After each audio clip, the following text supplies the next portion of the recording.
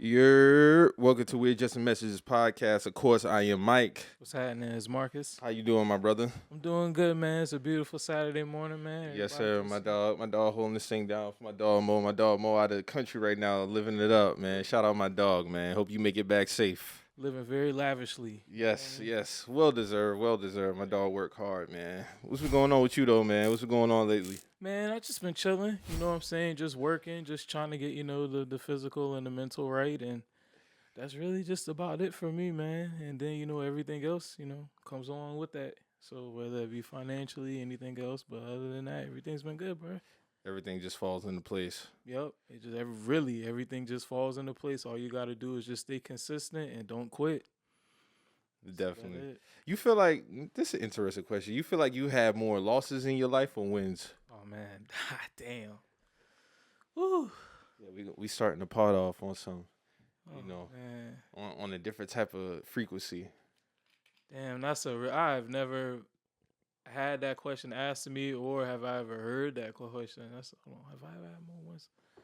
I'm gonna say I have. I'm gonna say it's about. I'm gonna say I probably on some real life shit. Man, I probably say I got more wins than losses, but I say it ain't about much. Ain't about much. It's about even. Yeah. I would say about the same too. I feel like most of my losses came around that mid-20s mark. That 25 through 29 window. Probably like mid to late. That 25 to 29 window. That's where I think the lessons came in at. Yeah. With the losses. Like shit just kept happening back to back losses. Yeah, those. Yeah. Those was definitely in between the 25 to 29 window for sure.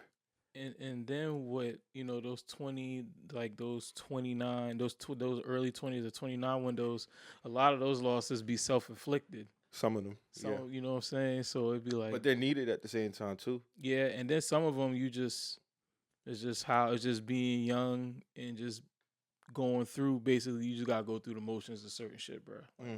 Whether if you young and you go through a relationship and it ends, you just kind of gotta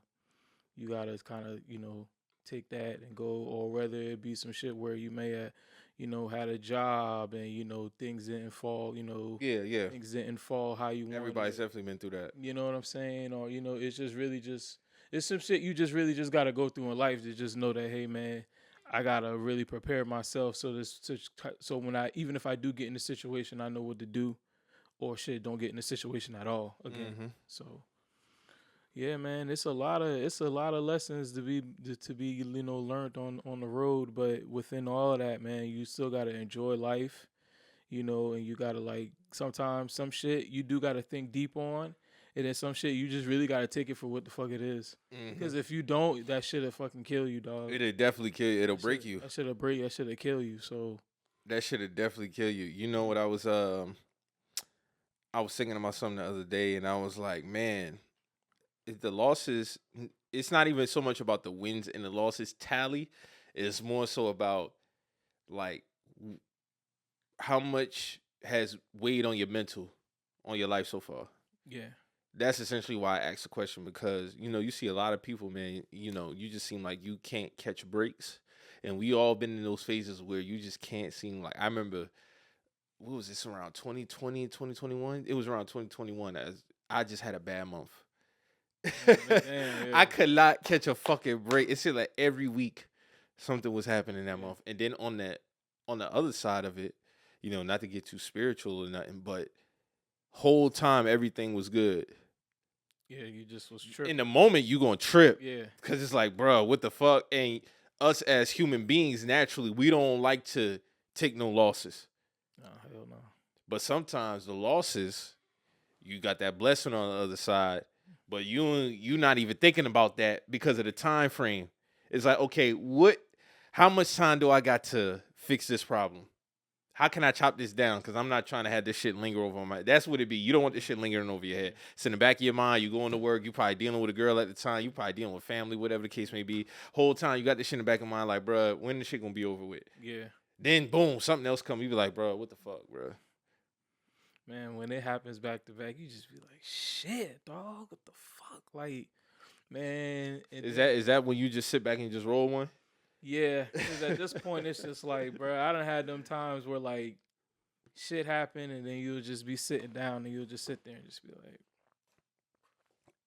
it is what it is. it is what it is. That's when you get to that point where it just be like, bro, it is what it is. Like, I remember one time, when I was younger, I'll never forget this shit. I was in college, and I was trying to, like, I basically was, like, moving around and shit like that. I had my car, and so I was really dependent because I was going back and forth, going to work and shit like that.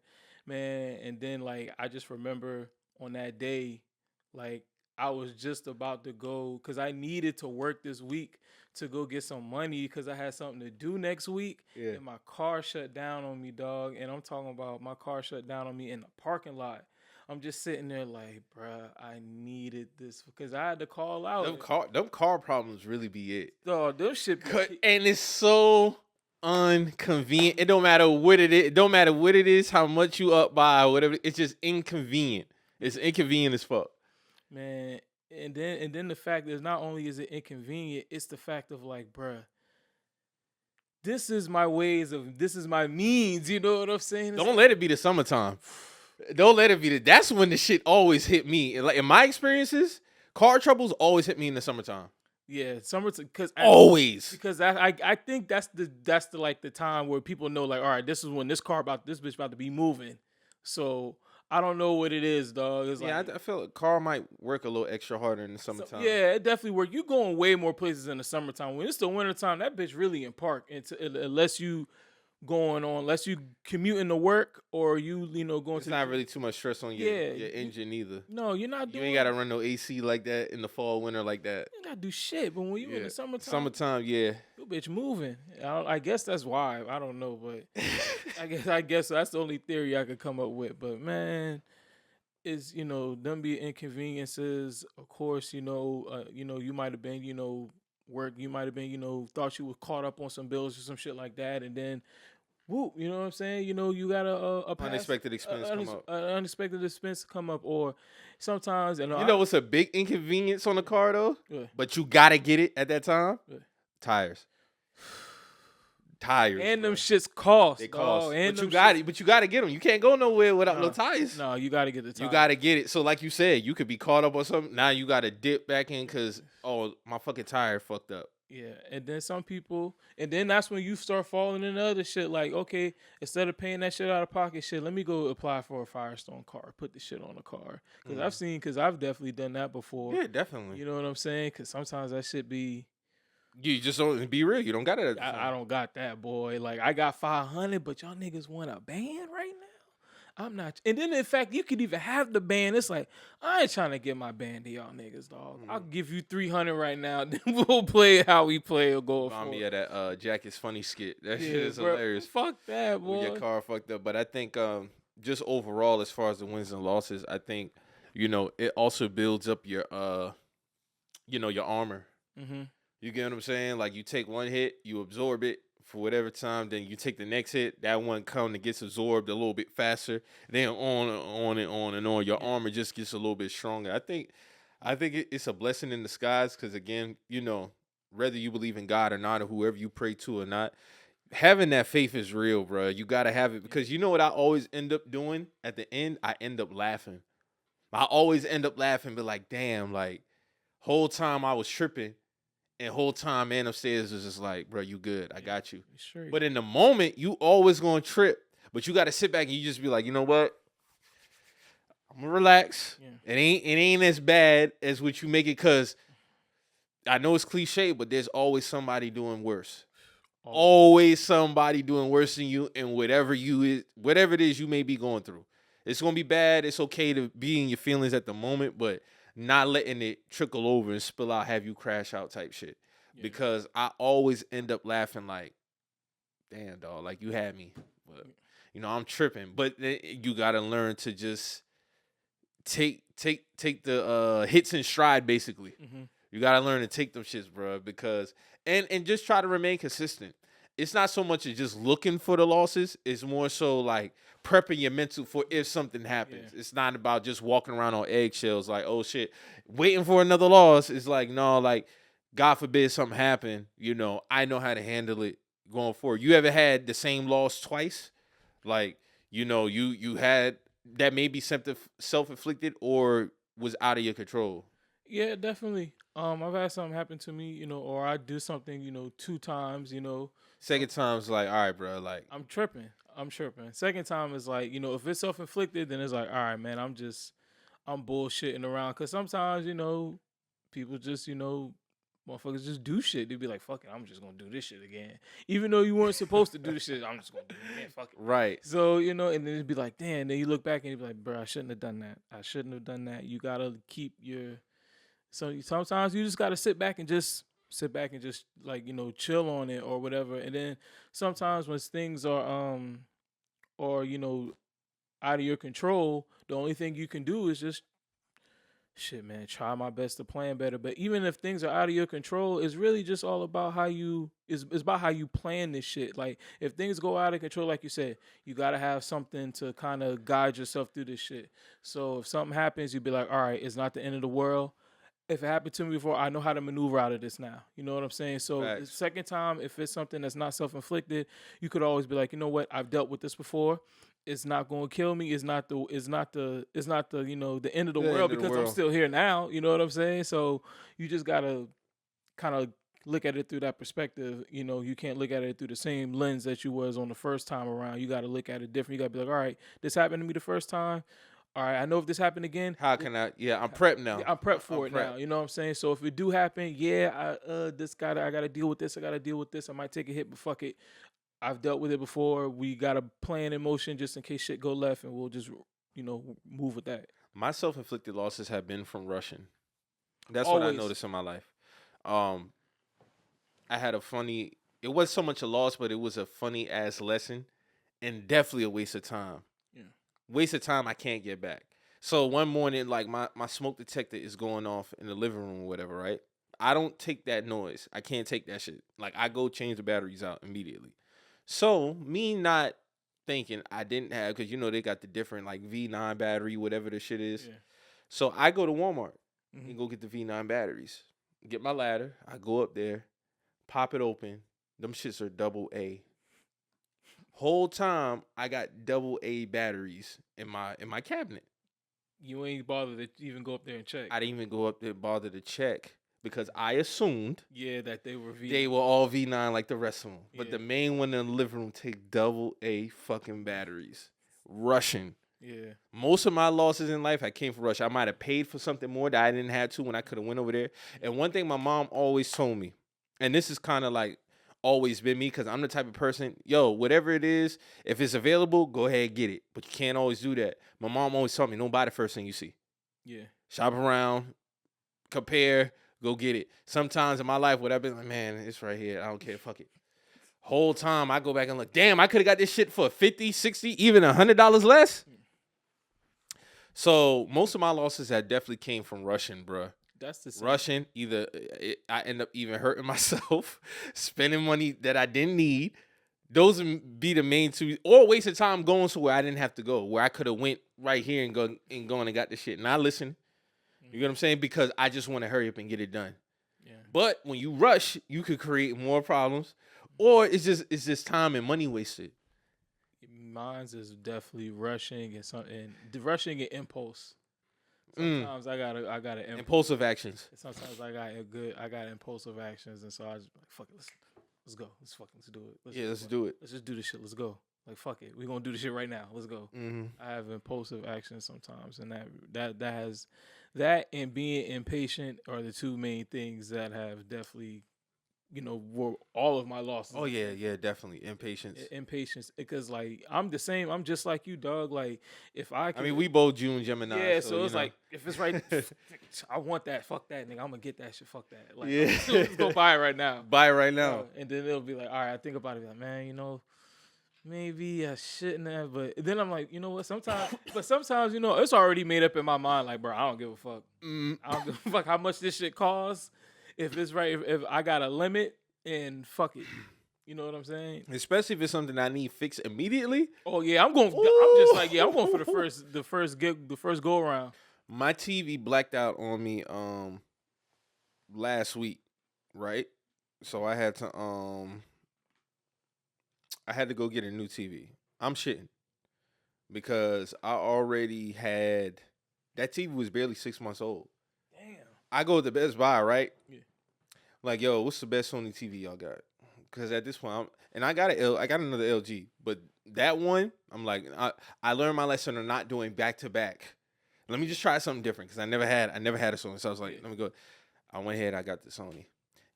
That took me from the time of probably about 6 o'clock to about in between 7:45 from me going up to Best Buy, getting my TV, coming back, having that shit hooked up, watch TV. Well, not bullshit. Like, nah, I'm not about to deal with it because it already had been showing this little, like this, like purple. It looked like this purple type of wave, and it would just not go away on my TV. I'm like, bro, what the fuck is this? I hit up my boy. He told me, he was just like, yeah, bro, which I see this all the time. I used to work like in a store. That shit is cooked. Damn. There's nothing you can do about it. So I was like, all right, took that shit off the mount, got that one, got the new one in there. Getting to go because I'm not waiting till the next day to go get a motherfucking TV. What, Best Buy close at 8? Oh, I got time. Let me go ahead and run it. How much it costs? All right, cool, bet. Swipe. Hey, yo, I need you to come up here real quick. Gotta put this TV. I need you with real quick because I can't put my shit in my car. It's too small or whatever. Yeah. Go up there, go get it. Now, I'm already shitting when I get up there because it's like 3 Best Buy workers working in the motherfucker. So I'm like, oh, okay, now all of a sudden today when I come in, ain't nobody working TVs. Yeah. And the other day I come in, it's about 4 or 5 of y'all motherfuckers working TVs. Yeah. And that always be the thing, too. Anytime you go to get something or you need service, it be like, signs. It be signs. It be signs, bro. It be signs. It be signs, bro. I'd be like, oh, okay, this is what we doing today? Yeah. Any other time I come in this motherfucker, if motherfuckers walking up to me, ask me if I need something. Now the day when I really need a TV and I'm trying to go ahead and get one, trying to be quote unquote impatient. I was on 3 of y'all niggas working here. Hell yeah. Yeah, but I think the losses, it definitely builds your character, what you capable of. Or, also it teaches you your hustle levels. Mm-hmm. Everybody got a certain level of hustle and go get it when you hit bottom. I remember like 2018, 19. I had to get some extra bread up. Shit was coming up. Shit just kept happening. Yeah. Had to sell some of my sneakers, whatever. And that shit taught me that, well, for one, sneakers is very valuable. Yes. Number one. That's what you Don't never let nobody tell you that sneakers are valuable. They are. I done got homies who done told me, bro, like sneakers helped me put a down payment on my house. You see what I'm saying? Like knocked out some loans I had, whatever the case may be. So like that couple of 2 to 3 month stretch, I was running it up, bro. Like literally running it up with like selling sneakers, bro. And it just kept coming in. It just kept coming back to back. I was just catching sales. I was selling them on GOAT. I might have had some in-person sales, whatever. I was just running it up. So I always felt like, and then even at my job, I would just pick up extra time, whatever the case may be. Because like the fact of the matter is nobody likes to be down financially. Mm-hmm. If you down financially, fuck 6 years ago to even today, I think it would be worse. But like, being down, period, that should really fuck with your mental. Because now, imagine you being down and you still got to go to work. And then you working at a job and you be like, man, this shit ain't even giving me enough. You see what I'm saying? Or it could be, but now you say, hey, yo, like, you to the point, you asking for overtime. Yo, can I get some extra hours, whatever the case may be? Word. So it builds up it's basically like a tester. How you going to respond to being down financially? You see what I'm saying? How you going to respond to being down health-wise? Not saying that you may be sick or you out of whack. Yeah. You not in shape how you supposed to be. Or you continue to be lazy or you going to get your ass up, go to the gym, run these miles, get on that bike, do these push-ups, do these pull-ups, whatever the case may be. Like, anytime you feel like you can be doing better, how you going to respond to that shit? Because something is going to remind you that, I've been slipping. Yeah, I've been slipping. I need to get it together. I've been slipping. Man, that's so real, man, because you'll think like, I'm throwing it off or, I'm not going, like, you cannot pay attention to it, but eventually it's going to be something that if you're somebody who know, like, as far as your financial situation and you need to, get it, if you keep putting that off and just keep living your life, there's something that's going to smack in front of you, be like, hey, nigga, you need to get off your ass. You need to get some more money. I don't give a fuck. You gotta get a second job. If you gotta, hustle. You know what I'm saying? You could do legally, illegal something, nigga. Like Facts. it's going to always come face forward. You're always going to have to face. That's one thing.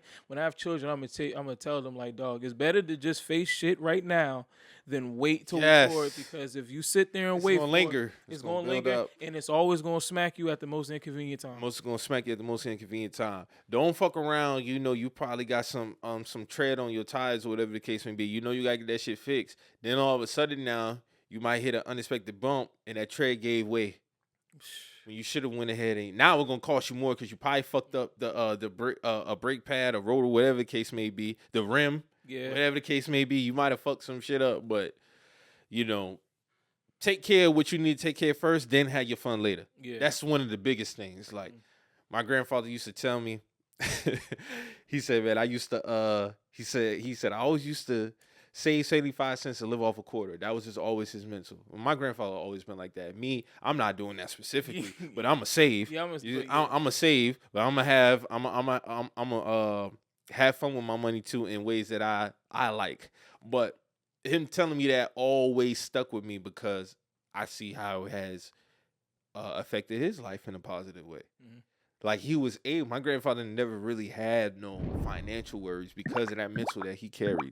You know what I'm saying? Like that, hey, I got $1, I saved 75, lived off a quarter. That was his mental, regardless of whatever amount. And he always carried that. Like every time, like I remember it'd be a couple times I go to work, he might go get a check or something like that.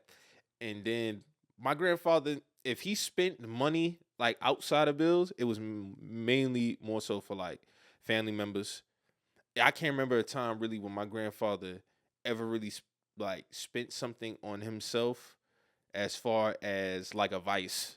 If he did, it probably was a truck, maybe some nice like clothes or something like that. But outside of that, he always was saving money and flipping.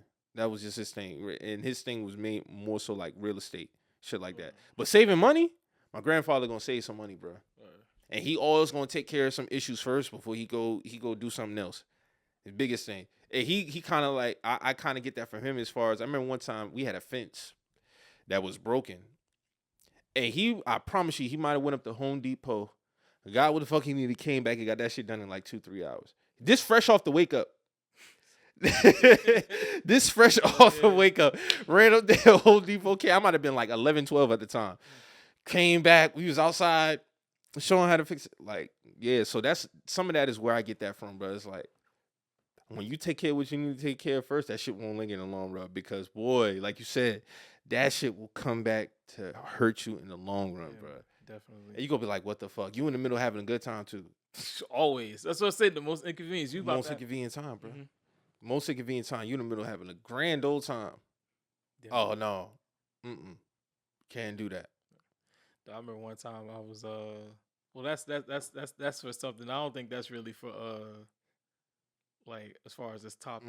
It was just basically about inconvenience. Well, I'll save that for another time. But yeah, man, just taking care of things, and when things pop up, just making sure you know how to maneuver through the madness, man. Because in life, there's always gonna be madness around this motherfucker, bro. No matter how much you try your best to try to keep it cool, something will happen to you, and you just gotta know how to react to it. And then you like, just keep trying to move forward. But it's very interesting, like your grandfather's take on like the saving aspect, and then because in their time, like for their time, it's like. What was I mean, there probably was stuff to do, but because that's kind of like how like my uncle and my grandfather, like I never really saw my grandfather spend money on himself. The only thing I really saw him spend money on really was like working on a house or shit like that. It's like they come from a time where now don't get me wrong, this people do like he was a man of his vices. I will say my grandfather's a little different, but But he worked so fucking hard so he could just put something. He'll have his little check to the side, and then he'll, if he, of course, drinking. People drink, smoke cigarettes, shit like that back in those days. But that really was pretty much it. It wasn't really nothing too crazy compared to our generation. Our vices are kind of so they would be like our grandparents' generation is like prime Jim Crow. Yeah. First off, the last generation of slaves. Yeah. So, their earning potential, they really had to fight for, Mhm. and really had to protect. Yeah. You get what I'm saying? So, don't get it twisted now. My grandfather and them, my grandmother, they took trips. Yeah. Rather be cruises, Disney World with my mom, my uncle, my aunt. Yeah. Like they definitely took trips. But just as far, I think it was a mental of not so much making the money, it was preserving it. Yeah, that's a good point. I think that's more so what it was with my grandfather, especially off the generation he was coming off of. Yeah. Because you got to think. So my grandfather's grandparents were slaves. My grandfather's mom was enslaved, but his grandfather was a slave. Yeah. So then my grandfather was born 42. So you got to think in his prime is 60s, 70s. So he's 20 something, 30. He's in his 30s and the 70s. He's in his 20s and the 60s. Yeah. That's a time more so to not only get money, but preserve that motherfucker more than anything due to, you know, times it was the times I he ain't was gonna lie, in. because the 60s and the 70s for black people was a very hard Very hard time. time. So I could definitely understand that. Then you got to think too. Okay, 70s come. Well, on top of dealing with Jim Crow, segregation, all that other shit, lynchings going on. Now you got Vietnam. Yeah. So you got black people being forced to go over to Vietnam, come back, don't get shit. So my grandfather, he worked. He was in the military, but he didn't have to go to Vietnam. I think he went somewhere else, but I don't think it was Vietnam specifically. He comes back, meets my grandmother. They get married in like 65. He's like 24, 25 at the time. And they have a house, able to buy a house, which is a blessing in disguise in New York City. And then I think they had two houses. They had one, I think, in Brooklyn and another one in Queens. Then they moved down here in 89 or 88 and get like, the final big, their purchase. And I just look over that timeline. I was like, yeah, he was really about preserving the wealth. And then he was a firefighter too, on top of being a what's another title? But my grandfather definitely he worked for the fire department, and then he became it was a certain ranking. I can't think of the ranking right now, but he knew that getting that specific job would be beneficial long term as far as protection of money, because it's a lot of benefits when you're a firefighter. You see what I'm saying? And then he had another ranking. It was something else he was. But it was just more so with him. It was just preservation. Yeah. It was more so about preservation with him always. He had a whole bunch of land that he owned in Virginia. My family, they got a lot of land on that side of the family in Virginia. Like my great great grandmother, R.P. to her, she passed away in 2011. She was like 91. We got a whole street that's just named after them in Virginia. You see what I'm saying? Then on top of that, all this bunch of land that they own and shit. So yeah, it was also more. My grandfather was about preservation and real estate. Right. And when I say real estate, I'm just more so talking about land. Yeah, he had a couple of people that he had paying rent, but he was just more so about buying the land. Yeah. More so than just buying the land, putting something on it. Yeah. My grandfather buy some land. Like he treat life like a monopoly board. That's tough. So like if he could buy Park Place, he'll buy that. If he could buy, Fifth Avenue, he'll buy that shit. Yeah. It was just more so about, okay, I could purchase this piece of land. Okay, I'm gonna buy that shit. Yeah. And then land back then wasn't going for that much either, too. Especially in an area like that. That shit probably. And then of course, time you couldn't just do the inflation. You could compare. All right, something that might have cost $500, then it's probably could cost you this now or worth this now. It'll probably equal out. Yeah. Probably equal out. So he wasn't so much more of a he always did things that made sense too. Yeah. He wasn't more so of a get money quick type of person. It was more so what's the long term best. And his idea of being long term was always land. Yeah. Because that's the shit that they don't make this no more. So you ain't getting no more of this. Yeah, so that's all you get. You keep it, yeah. You get what I'm saying? So that's really what it always boiled down to, and that kind of always like stuck with me. It's not always about how much you make, because you know how we always see those reports about, oh, you got millionaires living paycheck to paycheck. That's a real thing, and to think that a millionaire is living paycheck to paycheck is fucking insane, but it's a real thing. Yeah, because it's not what you make, is what you keep. So and then also, you know, if you make $1 million, of course, with taxes, you're gonna get whacked. So, you know, you're probably gonna come up with maybe like maybe what if you had to make a guess with taxes for somebody who probably makes $1 million, maybe $1.2 million a year. Yeah. They probably get taxed. So you think about maybe like 700,000. You probably walk away with. Yeah.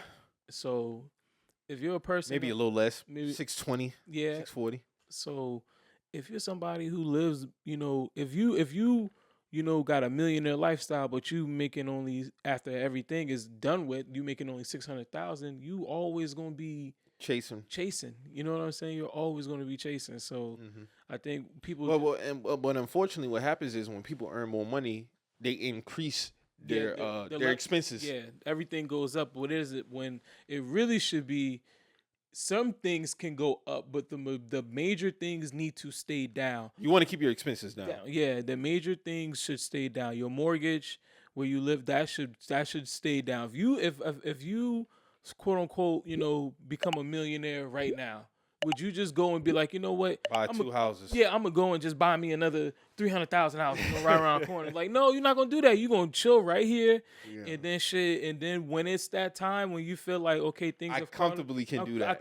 Then you're gonna do that. A lot of people put themselves in a hole where they be with the houses, cars. Yeah, cars. Whoa, that's a big one, boy. The cars. I didn't, boy. Them fucking those slips. Not when I say no slip, I'm tripping because I as soon as you no pull no payments. As soon as you pull a lot of them cars off the lot, you 10 grand down in value right there. Easy. Right, just right out, especially if it's a foreign. And then you also got to think about maintenance on the maintenance. Oh man, the upkeep that kills people. But that's really the two main things, because once you start getting multiple houses and multiple cars, that's like multiple car notes. Those are big expenses that most people just want to have one of. If you're somebody who, unless you buy your car with no, you know, straight cash, you know, straight up, no payments or nothing like that, then all you gotta do is pay for insurance, which is, you know, depending on which car you got, you know, is gonna, you know, level out. But either way, that's way less than paying insurance and having payments. But it's just the fact that people just, once they feel like they get the cheese, then that's like, all right, it's a free for all now. I'm gonna get 2 or 3 of these motherfuckers. No, bro, you just might need one of that, and only get that if you feel like. Cause me, I'm a type of nigga. I'm gonna go. I know my dream car that I know I could probably get right now or get within the next 5 years is a Porsche. So but only time, but be real, if I get the Porsche, I'm only want to get the Porsche if maybe I could buy a straight cash or have it to where I know this gonna be a car I'm gonna keep for a while. It won't hurt you financially. It won't hurt me, and I'm gonna keep this car, and I might keep it for a while. Yeah, I might get it because my dad is like that. My dad that's the person who, as far as money and stuff, that's the person who I really look up to, because my pops, I saw where he kind of came from. And then where he's at now, and I'm just very, you know, even though through our ups and downs, I'm very proud of him because, you know, I've seen what he's done, and he spoke of his life that he wanted to. You know, my pops is from the projects. My pops is from, you know, he's from Bankhead Court. You know what I'm saying?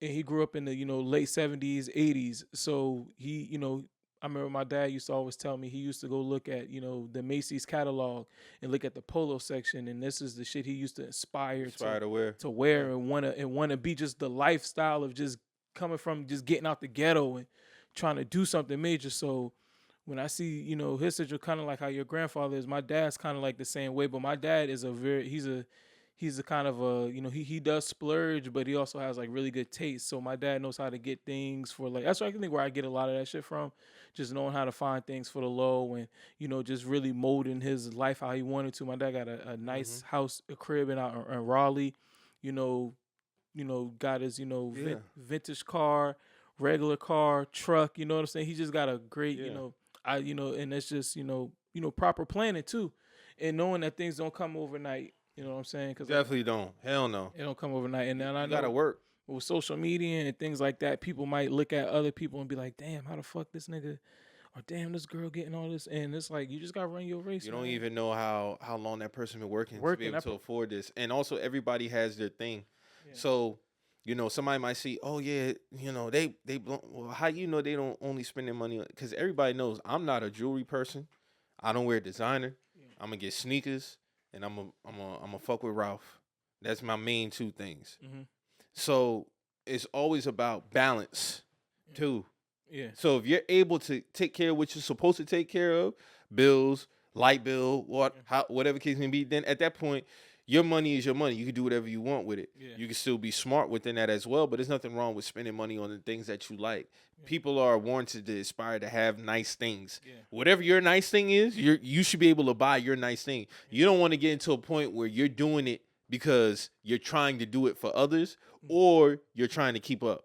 Anytime I ever got something, I knew I didn't look at it as a bad purchase because, for one, it's what I wanted. And number two, I know it fit within my budget. Yeah. But ultimately, I know I could afford it and I wanted it. If I ever bought something and I've been like, now, we've all had, especially of us being sneaker collectors and buyers, of course, we got a couple of sneakers. We'd be like, bruh, I wasted money buying this fucking sneaker. Yeah. But overall, consistently, everything that we got is because we wanted it. Yeah.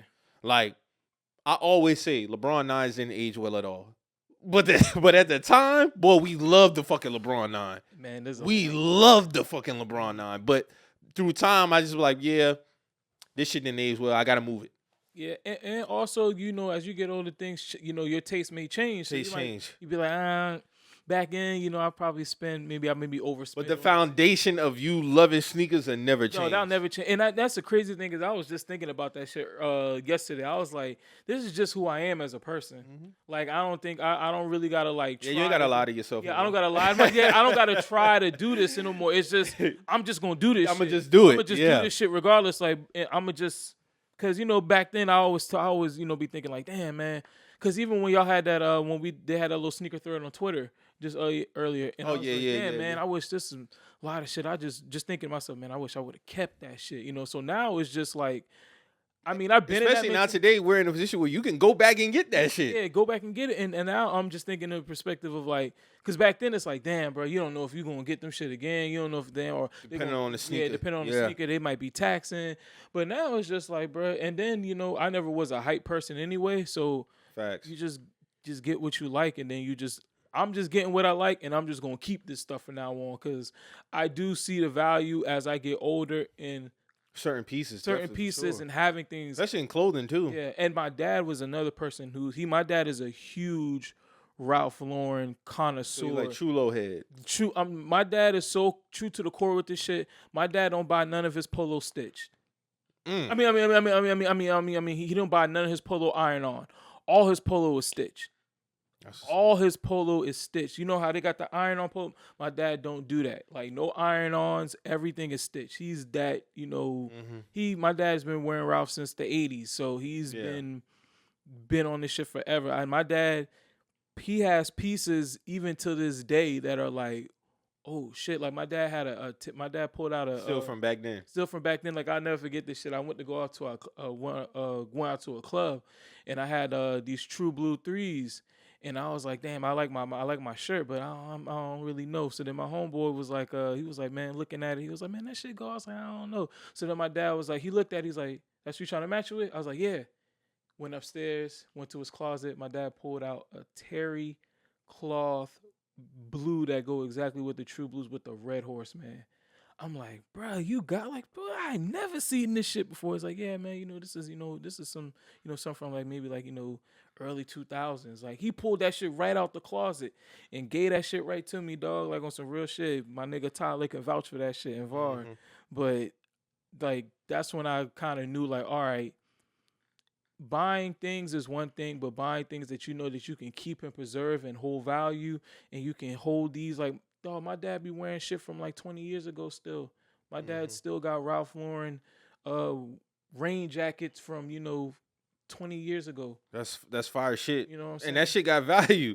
And like if you wanted to, you can sell it. He gonna get some good paper for that shit. He get a lot of money for that shit. And dog, matter of fact, I had my dad have some shit that he had kind of grown out of. Cause my dad was like he was a bigger person, but then he slimmed down. So his work, he stopped working out as much.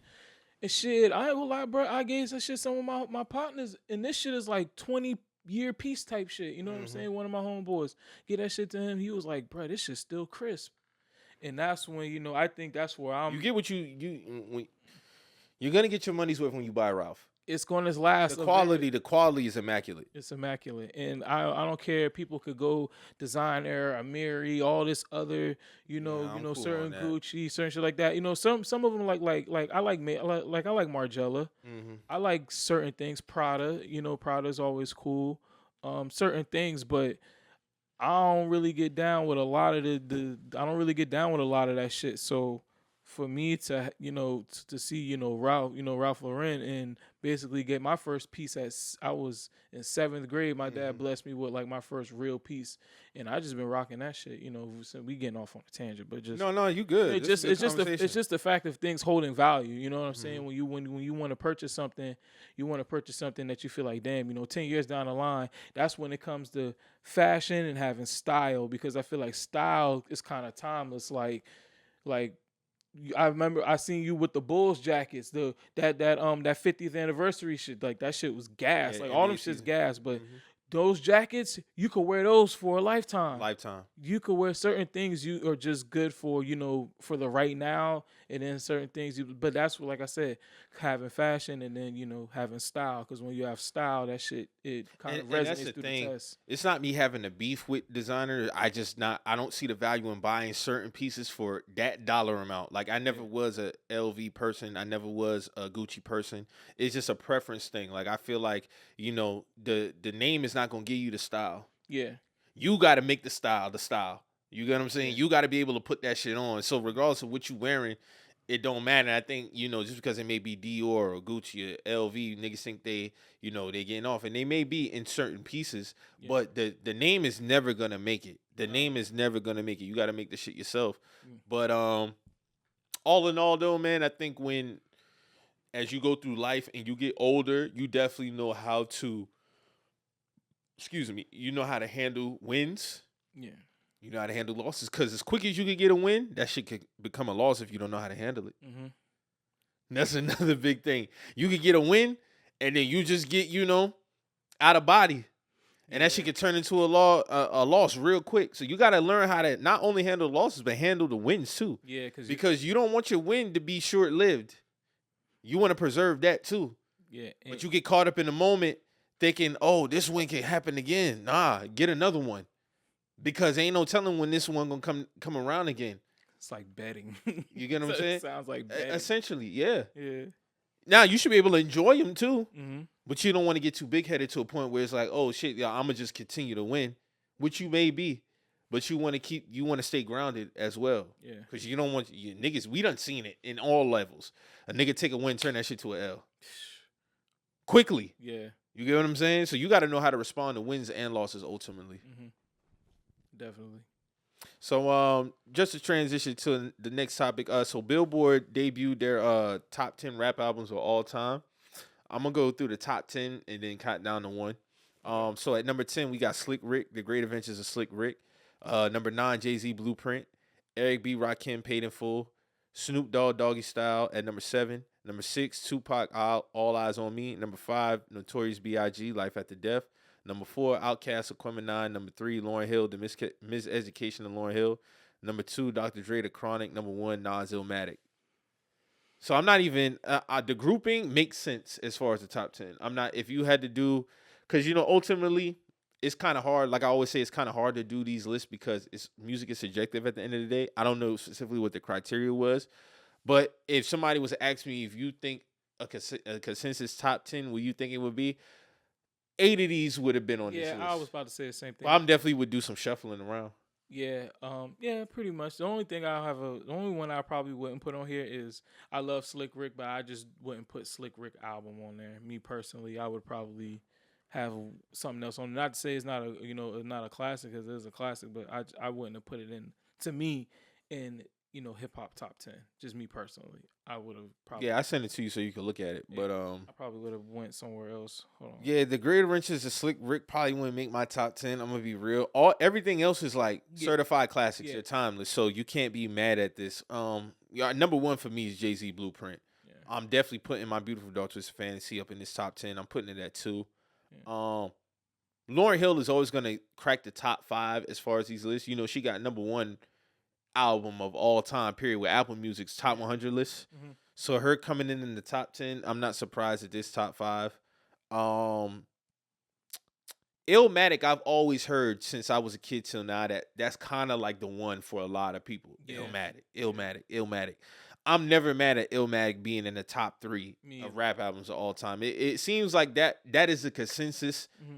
Number one, if you was to do a pool, Illmatic seems like it's always going to be the one, and then the Chronic.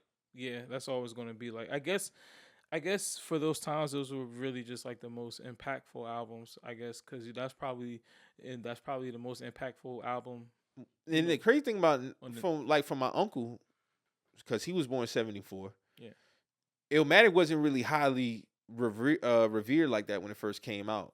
Nah, sales wise, no. But as far as for the hip hop people, they already dubbed it because it got 5 mics. Like that shit was dubbed the classic. That shit over time just continue to age and age and age and age like fine wine. So ever since I was a kid up until now, people always say, yeah, Illmatic. That's the one.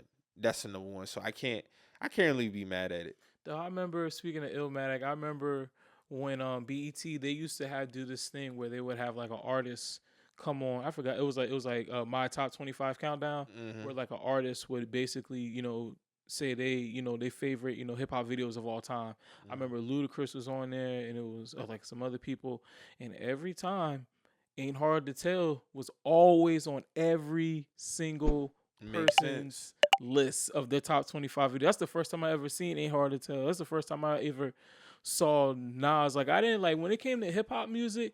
I only really knew a couple people growing up. Like I knew about Hove, I knew about DMX, I knew about Cash Money, and I knew about No Limit, and that's it. Them the only people who I knew about. I didn't really know about Nas until when I started watching BET and seeing that shit, and I kept seeing Ain't Hard to Tell. I'm like, bro, who's Nas? And it's so funny to me because I'm like, dog, Nas has been out since like 92, 93, and this is like 99, 2000. I'm asking, who's Nas? Yeah. And so then I finally actually, but then, of course, when the beef with him and Hove came about, that's when I really started getting into it. Because I remember my homeboy, his older brother had Stillmatic. And that's the first time I heard Ether.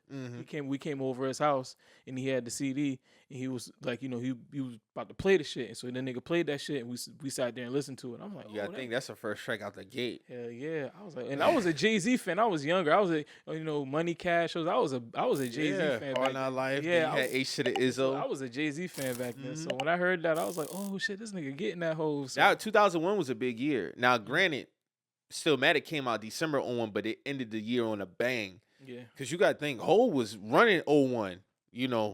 It was like him and M, but that was Hov's year for sure. Yeah. I think BT Awards, he premiered H to the Izzo. Yeah. He dropped the Blueprint September. Then it dropped on September 11th. It didn't affect nothing. Then you had, Takeover, of course, out the gate. You had all that beef. And then you end the year with Ether on his birthday. Yeah. You gotta like a lot of shit was timeless moments right here. Like Ether dropped on December 4th, 2001. That's crazy. You get what I'm saying? So it definitely was a moment in hip hop history as far as, and you know me, I'm Hov all day. I get a little bit of flack being from Queens and I'm not really riding with the Nas side, but I get it. But at the end of the day, I have a little running joke with Nas just because I'm a Hov fan, but I never take away his quality as far as when it comes to Illmatic. Yeah. I like Illmatic and It Was Written. Yeah, I'm not really a fan of Stillmatic is a good album. It's definitely a bounce back from Nostradamus and I am definitely 100%. You already know I'm a shit on Nostradamus anytime I get a chance. But everybody got duds, Yeah, definitely everybody got duds. Those two, I am was low key some booty too, bro. I'm not even gonna cap that shit was low key some ass too. But at the end of the day, Nas when it comes to Illmatic and It Was Written, it's kind of hard to come back out the gates with back-to-back classics.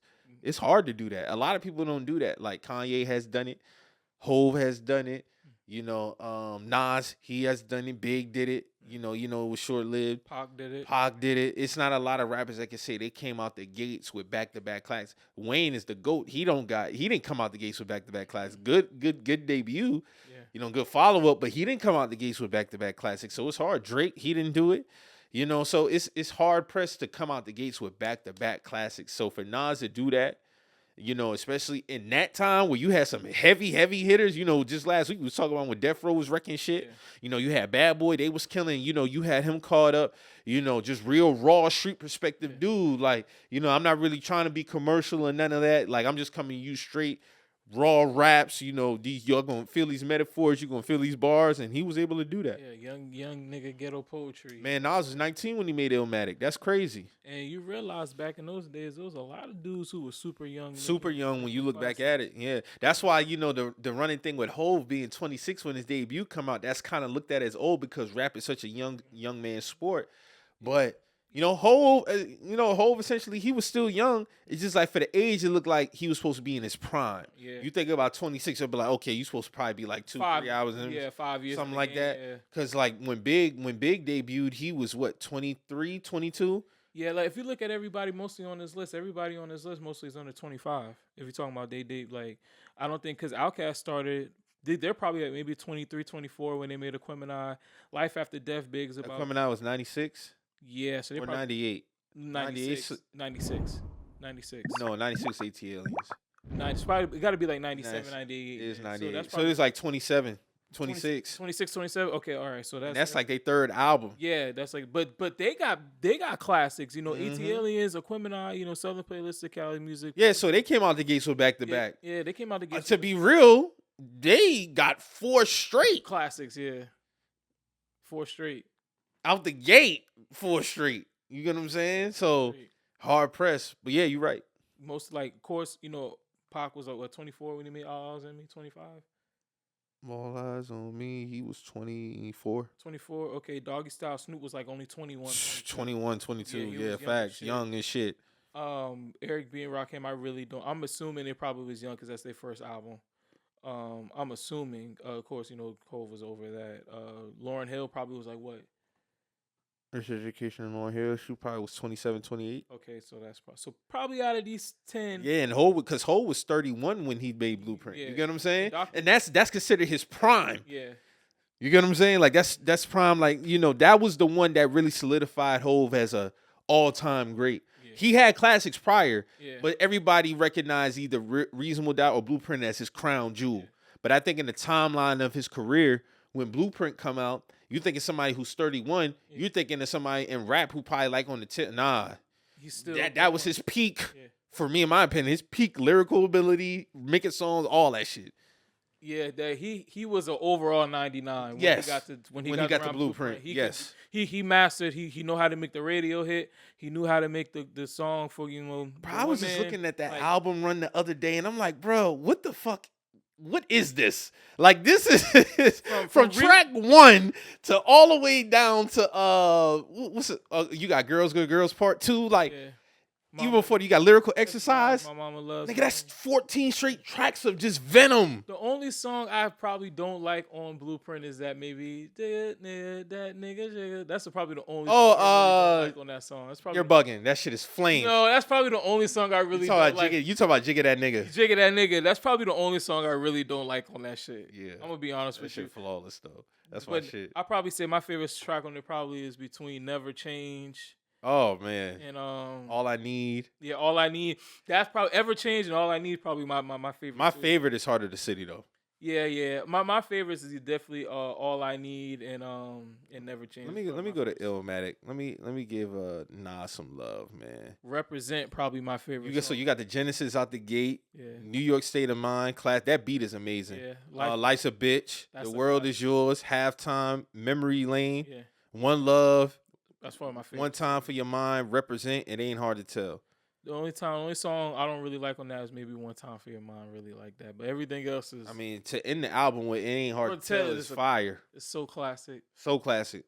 Man, and you gotta think with Nas, man. Nas was, like you said, only 19, and he's coming from a perspective where the East ain't, the power, the power shifted. Everything went back to everything was on the West. So when he came out, it was kind of like a resurgence for New York because he came out, Wu-Tang came out after that, and it was kind of like to get the ball rolling for New York again. You know what I'm saying? When Illmatic came out, so Nas is always legendary. And my other favorite Nas album is Godson.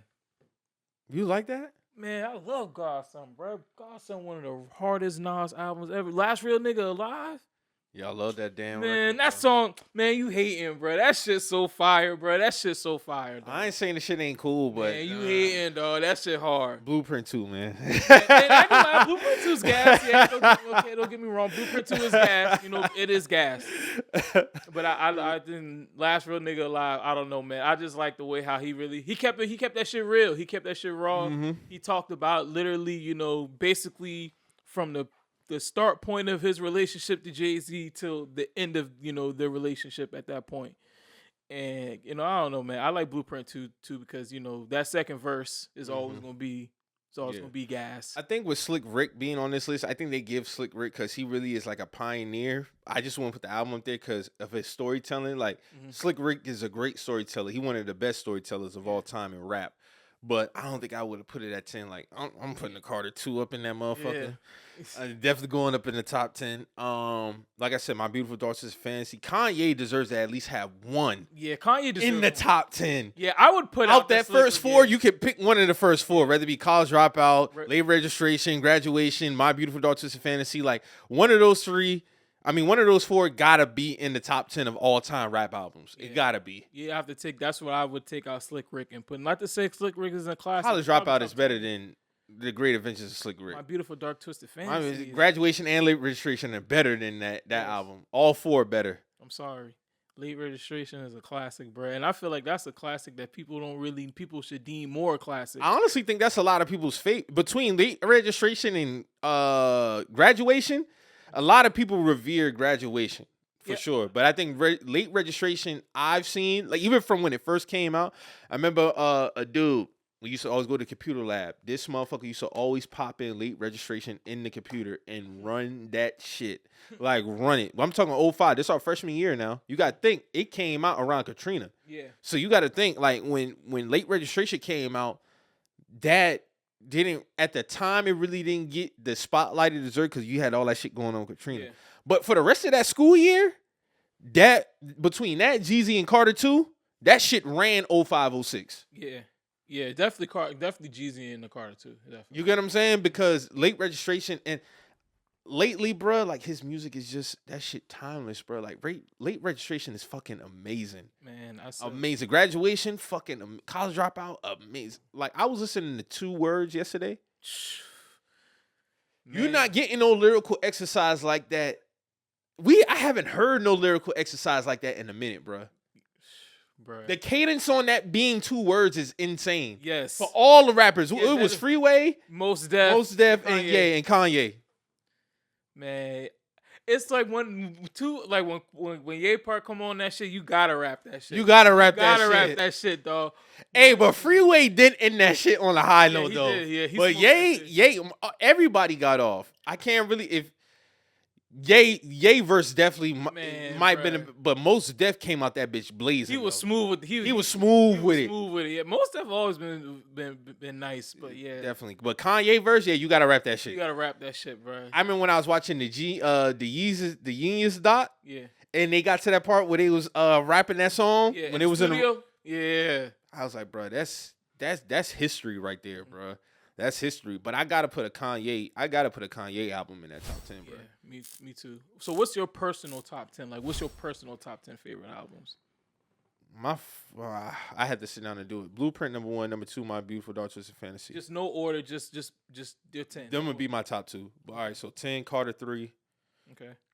Carter 3, that'll be no order. Yeah. All right, so my top 2 solidified. That's Blueprint, My Beautiful Dark Twisted Fantasy. After that, no order. Carter 3, Late Registration, My Beautiful Dark Twisted Fantasy, Graduation. You got Thug Motivation, 101. Yeah. Yeah, I got 3 Kanye's in the top 10. I'll probably put Illmatic in there. I probably would. So that's 8. 2 more. Just going through my lifetime, what stood out? It's tough, man. We had so much great shit, bro. we had a lot of great shit through rap history that you really just. Oh man. I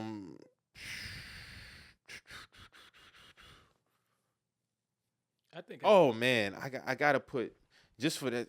If you're reading this, it's too late. Yeah. I gotta put that's Drake's best work in my opinion. Mm-hmm. And then I probably rounded out with Good Kid, Mad City by Okay. Kendrick. I'd say my top 10. If I had to do one, for a Hove, I'm probably gonna go. Oh no, I'm tripping. Hold on, real quick before you go. Yeah. I am tripping. I gotta move Kendrick out. Only because I gotta put the documentary in there. Okay, yeah, you're very high. You've always. I've always revered Game. I gotta put, but Good Kid, Mad City probably be right there at 11 for sure. All right, I'm gonna have to find major studios stuff like that albums. I'm gonna go with I'm gonna have to put me personally. I'm gonna have to go In My Lifetime Volume 1. You love that album, yeah.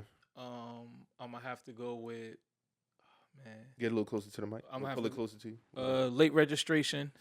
I'm gonna have to put Late Registration in there. Project Pat Mister Don't Play. Classic. I'm gonna have to. Yeah, that's just one of those albums. Classic. Like, I could just let that bitch just run straight through, and I ain't even. I just let it. That was 99, wasn't it?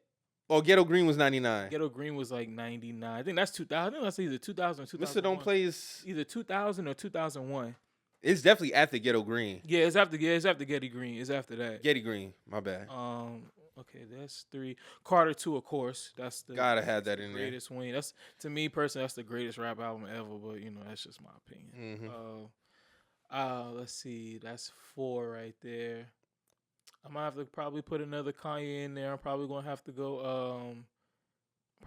My Beautiful Dark Twisted Fantasy at 5. So I got 2 Kanyes in there. My 6 is probably gonna be. Hold on, let me 6. Hold on, real quick. I feel like when it comes to that, while you're looking, I feel like when it comes to like thinking about your top, it's always gonna take you to a moment in your life where what album was dominating that time frame for you.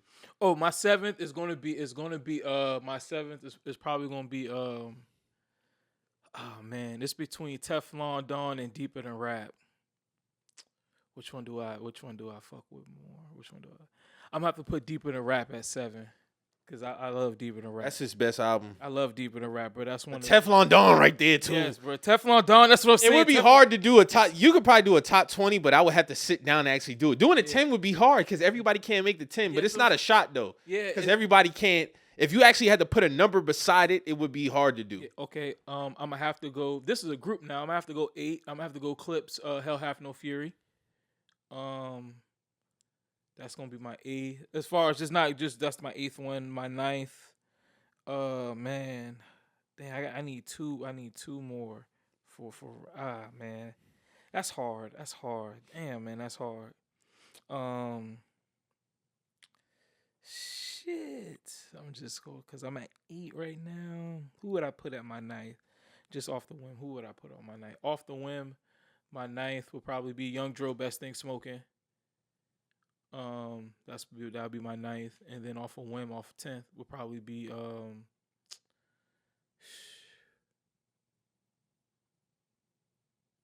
man, off the 10th, but just off a whim. Off a whim, I probably for albums, and then my 10th would probably be T.I. My 10th would probably be T.I. Urban Legend. Oh, okay. That was my top 10. And I gotta take out Nas. I gotta put in All Eyes on Me by Pac. Okay, man. And now that I think about it, I probably gotta take out. I ain't gonna lie. I gotta take out T.I. and I gotta put in Big Life After Death. Life After Death. Because then you got everybody. It's too tough. Much. Yeah, it's too much. It's tough. Because Urban Legend. But that's what make it fun because it is a 10. To group a 10 is hard. After that, to rank them, that'd be like I said. My top 2 is solidified. Yeah. That 3 through 10. Yeah, that could flip flop any day. That's hard. That's tough. Yeah, that's tough. That's hard. Because man, I'm thinking about like certain albums that do like Webby Savage Life. Like that's one of my favorite albums of all time. Like man, shit. I'm surprised you didn't say Jeezy TN 101, bro. Man, because that's not my favorite. To be honest with you, my favorite Jeezy work is not an album, bro. My favorite Jeezy work is my favorite Jeezy album was probably I guess it's an album now, but it was a mixtape. It was The Last Laugh. That's my Really? favorite. That's my favorite Jeezy project. My favorite Jeezy mixtape always gonna be Trap or Die. My favorite Jeezy mixtape is always gonna be Can't Ban the Snowman. But I see it be a lot of people's. yeah, Can't favorite. Ban this. You can't ban the Snowman. But my favorite, like, I don't get me wrong, I love TM 101. But I just always was. I just like The Last Laugh. I just love that album, bro. I love all the songs from one. I think it's like 12. Like, I love that album. It might have been for like 8 months. Jeezy was legit my favorite rapper. No bullshit. Of course, then Wayne was always right there, but he had a time period. He just kicked down the door crazy, bro. Yeah. Jeezy really kicked down the door crazy. Like 05, you know, like Complex got their list of best rapper alive each year. They got Jeezy at like 05. Yeah, 05. He deserved that year. Yeah, definitely. Even with Wayne, what he was doing, of course, Wayne dominated 06, 07. Yeah. Shit like that. And 08, really. 08 really too. Yeah. Kanye probably got a strong case for 07. Yeah. But 05, bro, you couldn't escape Jeezy. Nah, you couldn't. Even from a cultural standpoint, you couldn't escape Jeezy. We ain't got to talk about the T-shirt. Yeah. We already know with the Snowman T-shirt what it did to schools, all that shit. Like you wasn't bringing that in here. Yeah, hell nah. But just from a music standpoint too, because for most the introduction for Jeezy was Boys in the Hood. Yeah. You get what I'm saying? He separated himself from that pack. You get what I'm saying? And for him to Trap or Die, then Thug Motivation 101, bro. You know how much bangers we got from there? We got My Hood. Then what? Bottom of the map. Bottom of the map.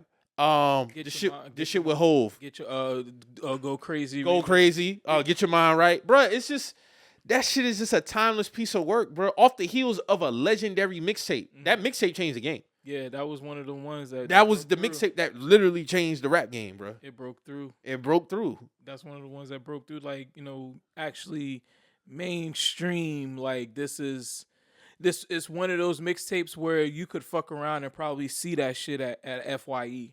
Because I remember mixtapes used to, like, some mixtapes would actually make it to physical stores. Bruh, and actually get, like, not no, like, oh, mom and pop shit. Like, nah, this shit actually made it to fucking FYE to get sold. Bruh, not only that, think about the music that impacted your life in terms of going to the mall, buying shit, getting fresh. Like, you always going to think about the albums that I know what I was listening to when I went and copped these Jordans. Yeah. You get what I'm saying? Always. Nigga, when I got Aqua 8 in the 07, Kanye, Drought 3. Yeah. You get what I'm saying? Mm-hmm. Heavy on the Wayne. Yeah. All that shit. Then you got, like, let's take it to freshman year, 05, Jeezy. Like you said, let's get back to Wayne, Kanye, all that shit. Like, bruh, it's always going to take you back to a time period where, bruh, Fire Red 5s came out like 06, right? Yeah. Nigga, I was only listening to Dedication 06 really for, like, real shit. The second one. Second one. That's a man. You get what I'm saying? Like, you can life, always bruh. you always can take it back to the moment of which you know what you was listening to from freshman year, sophomore year, junior year, senior year. You know what each, like, if you had to pick a rap album for each year in high school that dominated that year for you, I could say it. 05 definitely was Carter 2, between Carter 2 late registration. Yeah. 06, that was more so a mixtape. That's Dedication 2. 07 definitely was Route 3 Graduation. And then 08, we gonna round that bitch out with Carter 3, and then Drizzy with So Far Gone. Like those main ones, and then of course you got other mixtapes. You got Boosie kicking down the door. Yeah. You get what I'm saying? Like, Boosie Badass Volume 1. I remember when Badass Mixtape Volume 1. I remember when Gucci Mane, the movies, and when Writing on the Wall came out, that shit was playing out. Everybody's The movie came out 06, bro. That's crazy. The movie came out 07. It was 07? Yeah, movie came out 07. Oh, okay. Bro, when the movies came out, that shit was playing in everybody's whip. When Writing on the Wall came out, when he first got back out of jail, that shit was playing in everybody's car. Writing on the Wall 1 and 2 are classics, bro. Writing on the first one's so fire, bro. The first one is insane. And I'm not even a Gucci fan like that, bro. That first one is fucking insane, bro. Last time I checked. Yeah. That was my shit. Hell yeah, bro. Damn, bro. And think about it. That was fucking 18 years ago. You got to think, we in 2024, bro. This is 18 years ago. To think that 06, 07 time frame is 18, 17 years ago, that's crazy, bro. But it was. You got me tripping. Now I'm just thinking about real shit. Because I was playing that shit in 08, dog. You got to think, bro. 08 is 16 years ago. that's a long boy. I ain't even. You don't really think about it until you sit there Yeah, and think about it. that's like, how good oh, the music shit. was, though. Like that's how good and prominent the music was at that time, bro. Like that's why I say when it comes to the Billboard shit, I'm not mad at that top 10 list at all. Most of it's gonna be subjective. Some shit are consensus though, and like I said, I'm not really mad at Nas being number one at all for Illmatic. Illmatic is just something you can't defeat it. It's like one of those undefeated. Like the Chronic, that's definitely like that's one of the rap albums that changed the game. Yeah, it changed the game forever and in so many aspects. Mm-hmm. You gotta give it like Mo was saying last week, bro. Everything Suge was touching, anything, even Death Row, Jason, Jodeci, whatever the case may be, was going either gold or platinum. And you gotta think, going platinum back then was the like if you went platinum back then, my nigga, You was really moving. You was moving. You had people actually going to the store to buy 1 million copies of your shit.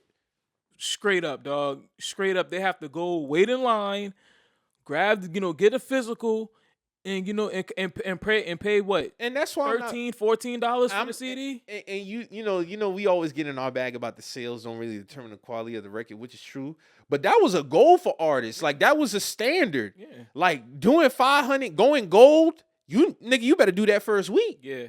You get what I'm saying? Now going gold is 500,000, and then 1 million was a platinum. Yeah. If you was hitting those benchmarks, you was good. Yeah. But some niggas wasn't satisfied with 600 first week. Yeah. You get what I'm saying? Some niggas wasn't satisfied with 300 first week. Like niggas was trying to hit gold first week. It was like a goal to hit 500,000 in that first week. I feel like in the 90s, going gold was the thing of like, all right, we went gold. That's we go. How we gonna hit this platinum? We gonna hit this platinum. Now, but once it get to like, I would say the 90s, people may have been more satisfied with gold. With gold, yeah, it was. But once it got to the 90s, once you start having Eminem and Nelly and Luke, it's like, nigga, we need 1 million first week. You know what I'm saying? We need to do at least 500,000. Like I said, we need to at least go gold the first week, bro. We gotta go gold the first week, bro. Once it start getting to those numbers, bro.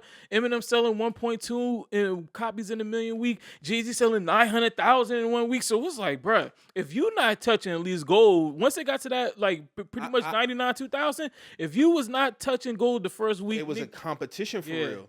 That's the thing. I remember when he was talking about when he first dropped, he was worried about, what he would do. He sold 600,000 on his first album.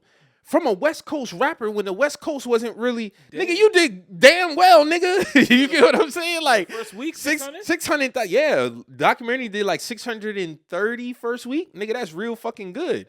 You get what I'm saying? But it was like a competition thing. They wasn't sacrificing the quality. It was just like, bro, like, yeah, let's talk about these numbers. You get what I'm saying? Like, let's get to it. Pac always talked about the numbers. Yeah. Pac always talked about it, but he had the raps and the quality of music to back it up. Yeah. But that was the thing for sure. Like, yeah, nigga, we trying to hit these numbers. Yeah, like, let's get it. And like you said, going into the late 90s, like, you got DMX. He had 2 number ones in 1 year. You get what I'm saying? But when Eminem did that 1.2 first week, that shit fucked that really that fucked the game up. Yeah. And for Hove, I don't think Hove really gonna be down on himself with the first of all, for him to do 400,000 that week of September 11th is phenomenal. I equate that to damn near almost doing 1 million. Because it was so that week alone, you're never gonna forget that week. And when people think about that week, that's the forefront, the 9/11 attacks, and the fact that happened in New York, which is that's and people still went out to buy your shit. Still went out to buy your shit, and that's your biggest fan base for the most part. No offense at that point, especially at that point in time. Hov selling 450,000 the first week of 9/11. That's hard pressed to do, bro. Yeah. It's not too many rappers I think would have been able to do that. You get what I'm saying? Like, and granted, he didn't know that shit was gonna happen, but I know everybody in the label was like, bro, no way. Like, he dropped the same day, bro. Yeah. That's what make it crazy. So you got to think, Hov waking up on that Tuesday morning like, all right, let's get it. So I want to know how the record labels were thinking at that time. Be like, oh, shit, when we get these numbers next Wednesday, like, we might have to charge it to the game. So I hope they wasn't really upset when them first week numbers came back. It's like, bro, like, you did damn well. Yeah, you almost won gold during a national tragedy. Like, you get what I'm saying? Yeah, like, you gotta take it for what it is. You gotta take it for what it is. But I think when you had Eminem, because Eminem did good on his first album, but that Marshall Mathers LP, which is a classic by the way, I fuck with Eminem as far as like his first couple albums. Yeah, that one though, I remember the craze that had that 2000, that summer 2000, bruh. When I remember hearing that shit on the radio, Eminem just did 1.2. I'm like, yeah, these rappers about to get in a different type of bag, bro. Yeah. They about to go back to the drawing board because that's what they had to do. They'd be like, oh no, niggas is really doing ridiculous numbers first week. Man, I remember Nelly. Niggas is getting they sales from one rapper's whole album like lifetime in a week. Yeah. Bro, bro, nowadays, if a rapper do sell 300,000 the first week, it's like, oh my yeah, God. yeah, Like, that's real fucking good. That's amazing. Niggas is around 100, 150 now, 150, due to the streaming and all that shit. But yeah, like, bro, you only got a few that's really gonna kick down the like, still kind of maintain like Kendrick, Drake. Yeah. They're gonna be around that 300, 400. Future, shit like that. Yeah. So, but then that was really a thing to do, bro. But late 90s, that's where you really saw the surges for real. Like, hey, bro, if you ain't moving, we gonna place you in another. Another category. The label ain't gonna really put you to the forefront if you wasn't kicking down. We ain't talking 100, 200. You better at least be doing 300, 400 first week. Bro, if I'm on Def Jam and I gotta compete with DMX, Hove, Ja Rule. You know what I'm saying? Then you got the instigator kick down the door 03, 50. You know what I'm saying? He 800,000 800K first week. 800K first week. I think this is where the shift happened between rap and hip hop. You know what I'm saying? Like certain shit you be looking at, you be like, all right, this is when the labels start to prioritize sales, and that's when certain things like, you know, that's when I think that's kind of more. Remember we had that conversation where we felt like, you know, the separation between rap and hip hop. Mm-hmm. I feel like this is one of those things that also like a key bench point between the separation of rap and hip hop. Like once it got to the point where okay, niggas are selling 1.2 million out the week. If you ain't pushing at least goal, we don't give a fuck. You know what I'm saying? If you're not pushing, you know. If you're not making this for us, because if a nigga's selling 800,000 a week, it's just common sense. This nigga's making way more money for the label than you are. And you know, music really, we was able to consume music differently. So you can have here's a kicker. You can have your first week at 200,000, but in 4 months you can be over $1 million. Yeah, like bro, Country Grammar, right? A lot of people would think Country Grammar went crazy the first week. It didn't. This is what really did it for Nelly. So his first week. He debuted at number 3, selling 235,000. Okay. By August 17th, 2000, this is the next month. Yeah. He was already at 1.5 million. By October of 2000, Nelly sold 3 million. That have something between that month. He was certified 3 times pound. By October, so he debuted July 15th, 2000 for Country Grammar, right? By August, he's already platinum in that 1 month. So what happened between then that People point? You got to think the rate. We wasn't consuming streaming, so it was just continue to spread and spread and spread. And you got to think this hits that was coming behind. We had Country Grammar in April, but then you got to think we had Ride With Me, we had EI, and you couldn't just go buy the single. You got to actually go buy the album. Yeah. You get what I'm saying? So by October 2000, he was 3 times platinum when he debuted in July. That's crazy. I never knew that. So you didn't really had to panic. The record label probably was gonna give you a little bit more grace for time to sell. Dog, nigga, that's a big ass fucking return. You mean to tell me 3 months later I'm already 3 times platinum? You can't be mad at that. No. And that's how a lot of 50. That 800 first week was insane, but he continued to run it up months after. Months after 50, dog. Let me go look that shit up. You keep talking while I find that shit. You gotta keep thinking too, like, you know, all right, the album come out first, you know, the first, you know, album come out. After the album come out, you gotta do the award shows and things like that. So, like you said, it just continue to spread, promotion, keeps, you know, keeping the buzz alive. That's when back then you had to go to the radio station. You had to go to premiere. Then you going, you know, then you going on you might go on a little promo tour and you know, the word keeps spreading. So peep this. So Get Rich or Die Trying debuted first week at number 1, selling 872,000 copies first week. In its second week, the album sold 822,000. So he went 1.6. He won 1.6 in 2 weeks, bruh. 2 weeks. By the end of the year, guess how much he sold worldwide? At the end of the year. At the end of 03. 7. 12 million. God Damn, this nigga went diamond in 1 year. 1 year. Shit. And then Massacre did 1 point something first week. But I don't think that went diamond though. Did that go diamond? That didn't. I had to look, but it did 1 point. It went. I think it did 1.2 or 1.04, 1.04 first week. I got to look it up.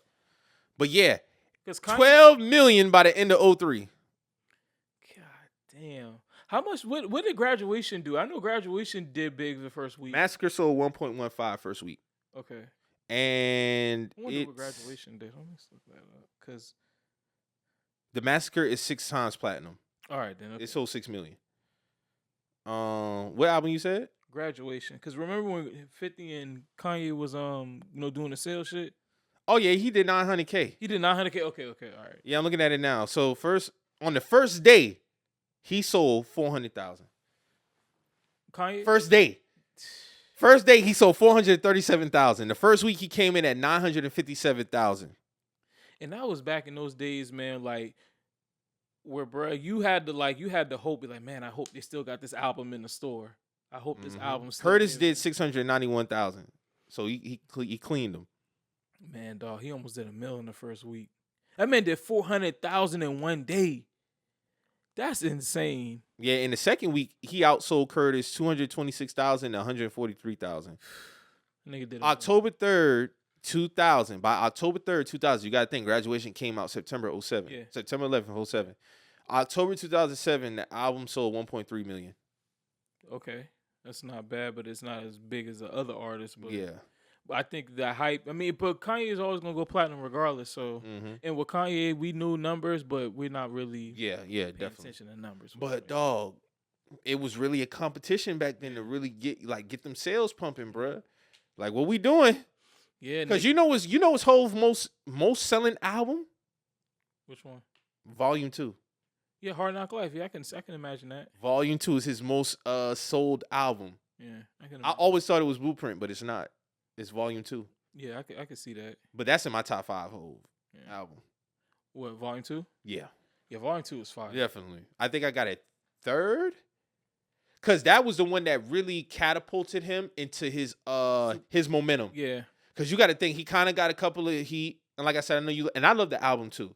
Yeah. But at that time, it was a few records on there. It was like, all right, bro, like, what you doing? But Volume 1 aged well. Yeah. It did. It aged very well. And I think over time, people love to. Here's another thing. An album doesn't have to have no skips in order for it to be a classic. Nah. Well, you got to get out of that mental too. Like, just because an album is not skippable, doesn't mean it can't be a classic.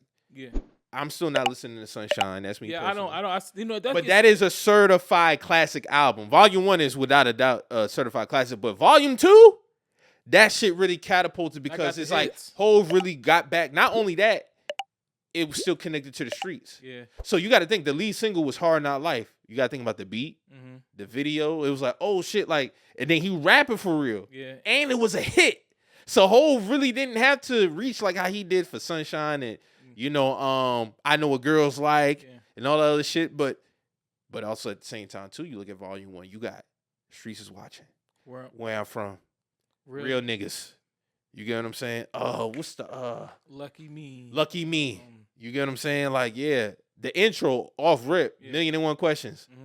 Like, so Volume 1 is definitely, but Volume 2 definitely I feel like catapulted him into his run. Yeah, that had the Hard Knock Life, Can I get a was on there. Money Cash Hoes, Jigga What, Jigga Who. Then you got Money in the Thing, JD. Yeah, that album was fire. Yeah. Hove, man, Hove really catapulted, and you gotta. What I appreciate about Hove is he never got caught up in trying to run in somebody else's race. Yeah. He always ran his race, cause again at the time. Hove was considered like the older rapper. Yeah. But he was still like, he was still embodying that young Hove persona. Because even though, my first album I did 26, you got to think rap was a young man's game. Like we said, we went over the top 10. Everybody was in the early 20s when they dropped. He coming in kind of on the later end. Shit, Reasonable Doubt dropped. He was 26. Yeah. You got to think Blueprint, peak 31. Yeah.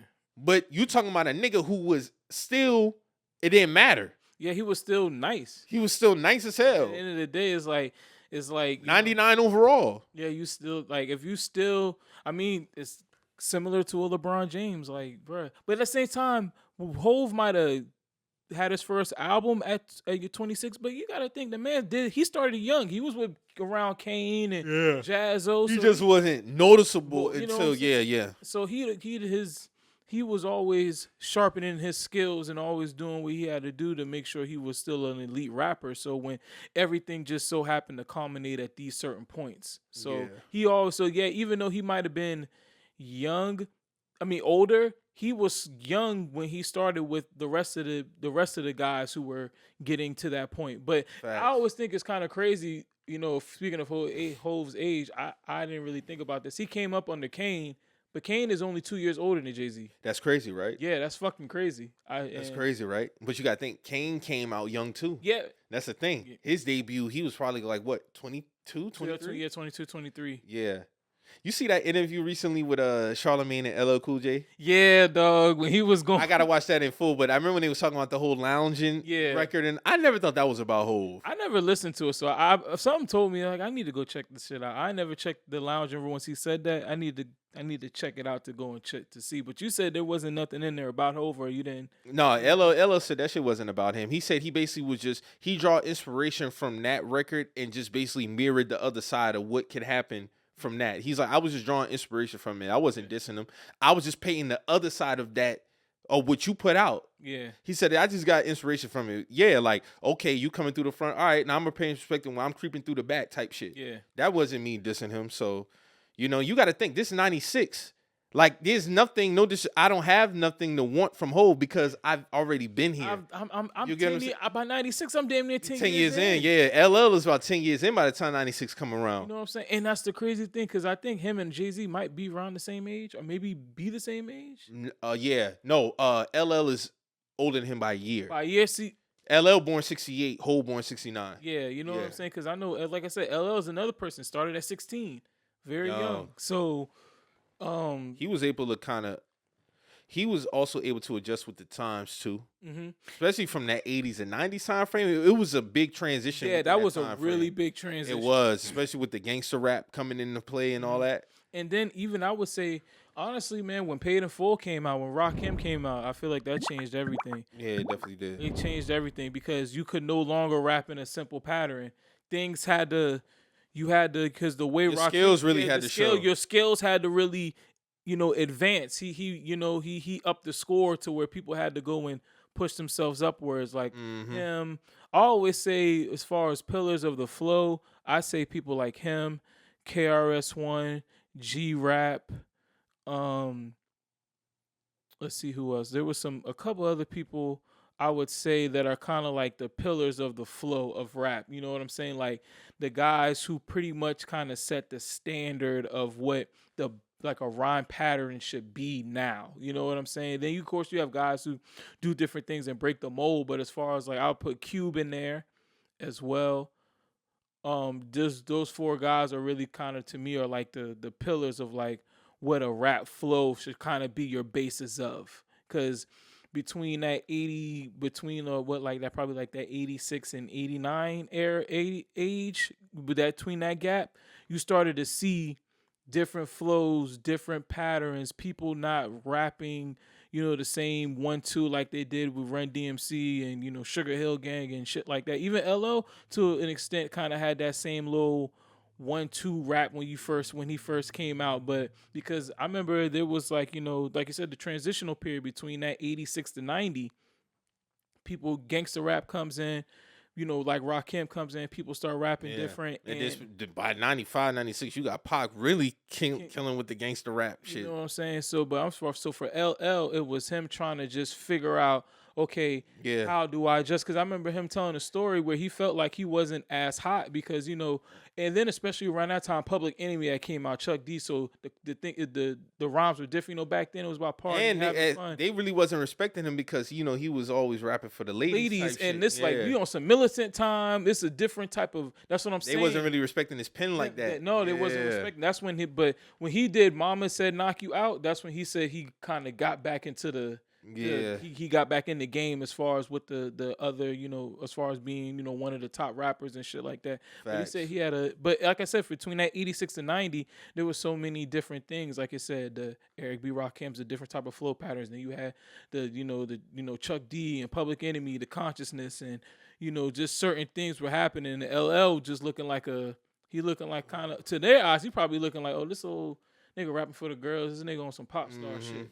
Yeah. You know, and, you know, LL. And then I think that's probably where he got real, you know, because, you know, LL, I don't want to say he wasn't no gangster rapper, but LL was definitely spitting tough talk. Yeah, he was. He wasn't no pussy ass nigga. You know what I'm saying? So I think, especially when that started coming more and more, like after that 91 Mama Said Knock You Out, he really started to get that persona. Like, definitely. I'm really raw on the mic. Yeah, I can rap too. Yeah, you know what I'm saying? I really I could rip this shit. And if not for nothing, the last 2 songs he put out, I really like. I gotta check those out. The one with him and Ross, and then he got another one I really like. Those are really good records. So yeah, shout out to Billboard for putting together that top 10. We'll probably see some more lists come out over the time. So Michael Ealy, man. This nigga here, man. This nigga here is wild, bro. He's, you know, some people are just, some people are just, the flame starters. He know he was He just saying niggas know what they doing. So for those who don't know what we're talking about, there was a viral video that came out Friday of Michael Ealy picking up Meagan Good, giving her the hug. You know, while Jonathan Majors is standing there looking all cues, acting like he adjusting his glasses and shit. Looking crazy. Looking crazy. And then the boy ended up taking a photo together. And, it was just the Drewski skit all over again, basically, of, your girl throwing her shit on you, going to hug her male best friend type shit.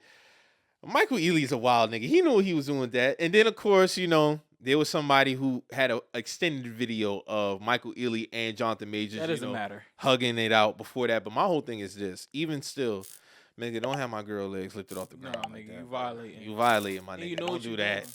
Y'all can hug now, but you doing a little bit too much, my nigga. That's when you got grab him by that shoulder. Just fucking dying here, man. The funniest thing was Jonathan Majors acting like he was just playing with his glasses, bro. That shit was hilarious. That probably was like a rush to his system. Like, oh my god, I can't believe this nigga. I was like, oh my god. He's like, bro, what the fuck? I'm embarrassed. That shit probably. Was you could tell by his face he was just like, what the fuck? He's probably like, yeah. Megan's laugh was so ridiculous though. Like, bitch, why you laughing like that? You get what I'm saying? Like, rules, man. It's rules and codes, man. It's rules and codes, bro. No, that's where you hey, yo. That's where you just like, when you start laughing that loud, I just be like, yo, what the fuck is going on? Like, what's going you like, as soon as you just got to confront both people at the same time. What the fuck y'all got going on, dog? Listen, I remember one time, this is like 2019, me and my girl at the time, we at downtown, we at this spot, this is like during the day. And this nigga is talking my girl's head off, bro. Like, and I could tell she's kind of like laughing to try to like, get him aside. But he like keep this nigga drunk. I know this nigga. Yeah. But he's like talking. You got to walk up and you just got to be like, have your presence shown type shit. Yeah. This is just him talking my girl head off, bro. I can't even imagine what I would have did if I would have seen a nigga come up, even if he did acknowledge me. My nigga, you don't pick up my girl and have her legs wailing. Like, it's a certain type of respect that come with that shit, bro. You get what I'm saying? I'm not saying that he should have knocked the man head off right then and there, but we gonna have to have some type of conversation. Because you know what you're doing with that. You know what I'm saying? But see, man, but you also gotta look at Megan, too. Like, yo, is this something you're not telling me right now? Like, it's... because I know we always talk about our past and shit, you know what I'm saying? And people are excused of their past because we're trying to, when people have past, but I'm not even doing that for a girl that I know and she got a nigga. Like, if me and her cool and her man right there, I'm not going to hug her and pick her up off the ground, my nigga. What's up? Even if I don't know dude. Yeah. Even if it's my first time seeing him. Oh, like, this your dude. Yeah. Oh, hey, dog, what's up? Yeah. Give her a regular hug. Yeah. I'm not picking that girl up off the ground, swinging. No. It's a respect thing. Yeah. Niggas ain't damn, so damn Michael Ealy ain't got no respect for Jonathan. None. Damn, nigga say you look like you make moonshine. Nigga, fuck you. We'll pick your old lady up, nigga, right in front of you and twirl her. That shit was crazy, bro. Nah, bro, that's cynical. Fuck out of here, bro. That nigga, he did that on purpose, Mike. He did that shit on purpose. Michael Ealy definitely did that shit. On purpose. Like, Like, all right, bro. Because that's the thing, and then especially if you know, like, what if Jonathan Majors know, like, they got history or some shit like that. Now it's even more egregious. Like, it's like, damn, girl, you know you got history with this nigga, and you even for the woman, if you know you got history with a, keep it clean. If you got history with the nigga, like, keep it clean, my nigga. Like, you feel me? It's just a certain level of respect, man. Yeah, and like I said, it go both ways. Even if I was Michael Ealy, and me and her have a great relationship, friendship wise, I'm still not doing that. Nah. You get what I'm saying? Like her man right there. And I just dapped this man up. I'm not gonna pick your girl up in front of you and like it's the optics. Yeah, it's the optics always matter, bro. You get what I'm saying? Like regardless if ain't I just don't want it to look a certain way. But yeah, that Juicy skit is now officially the greatest skit of all time. Yeah.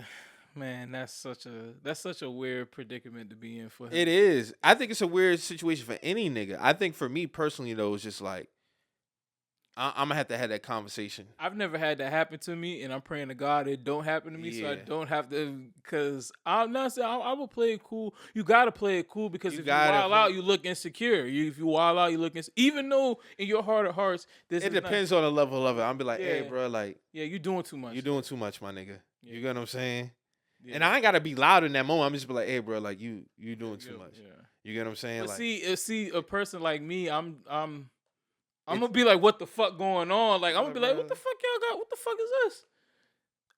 I'm gonna eventually start, if I see that shit between, I'm like, what the fuck? So what the fuck is going on here? It's like, this is what we do. This is, I mean, I'm gonna like, I'm not gonna say I'm gonna start berating the girl, but I am gonna start be like, so, what's... It's just a respect thing. Yeah, it's a respect thing. It's like, what's up with this? You know what I'm saying? And if you got enough respect for me, let's say we going to somewhere and there's a possibility you might. I'm not gonna pick up my fine home girl with the fat ass and twirl her around in front of you. But you gotta look at the girl. We gotta look at the woman as well. Like if the woman knows, like, hey, there's a possibility I might run into one of my old work, or for a nigga, it's a possibility I might run into one of my old work. Facts. I gotta keep it cool, bro. Keep it smooth. Yeah. Like you don't gotta go and.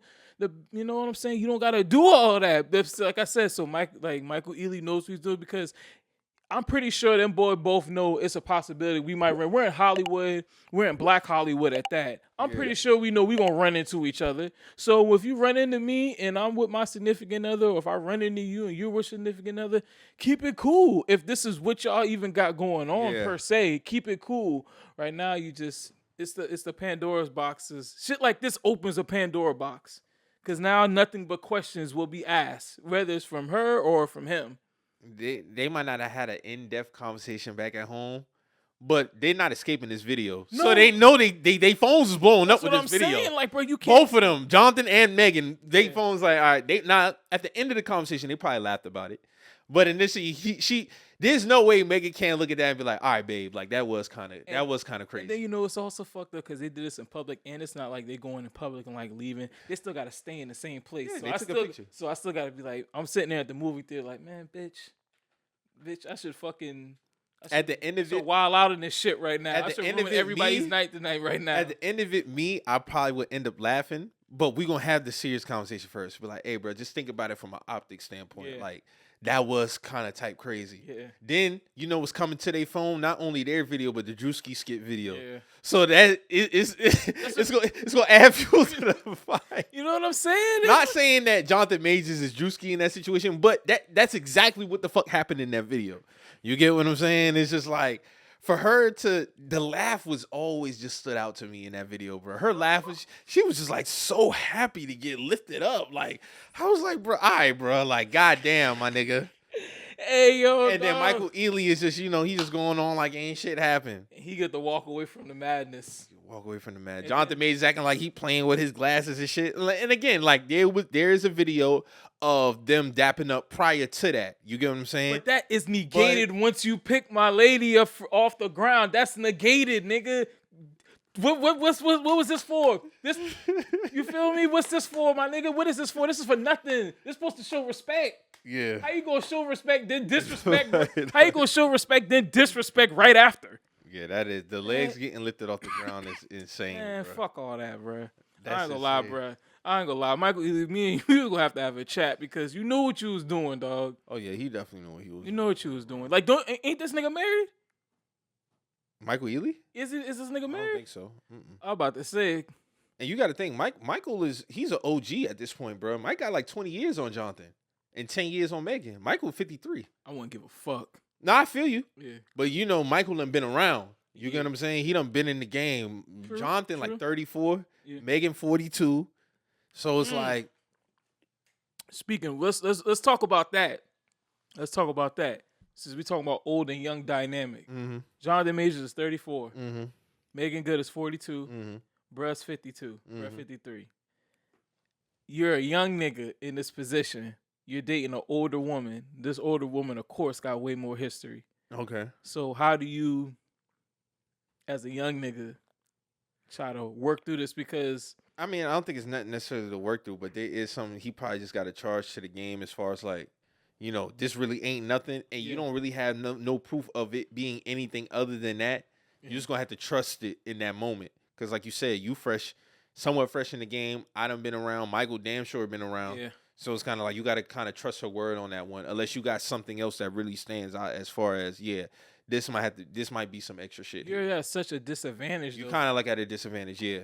Now, if he around the same age as Michael Ealy, he know a little bit more. Yeah.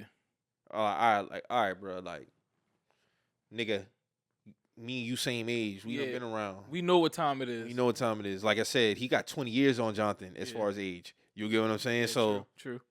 Yeah, he kind of like at a disadvantage. He had a conversation. It might not have been nothing too serious, but there was a serious moment within that conversation. Yeah. Like, hey, bro, just from an optic standpoint, don't do that again, please. Yeah. Because I wouldn't do that to you. Like, if I rolled up on goddamn Halle Berry, me and her cool, I ain't gonna pick her up and swing her around in front of you. Like, you get what I'm saying? Regardless if you fit, it's just the optics of it.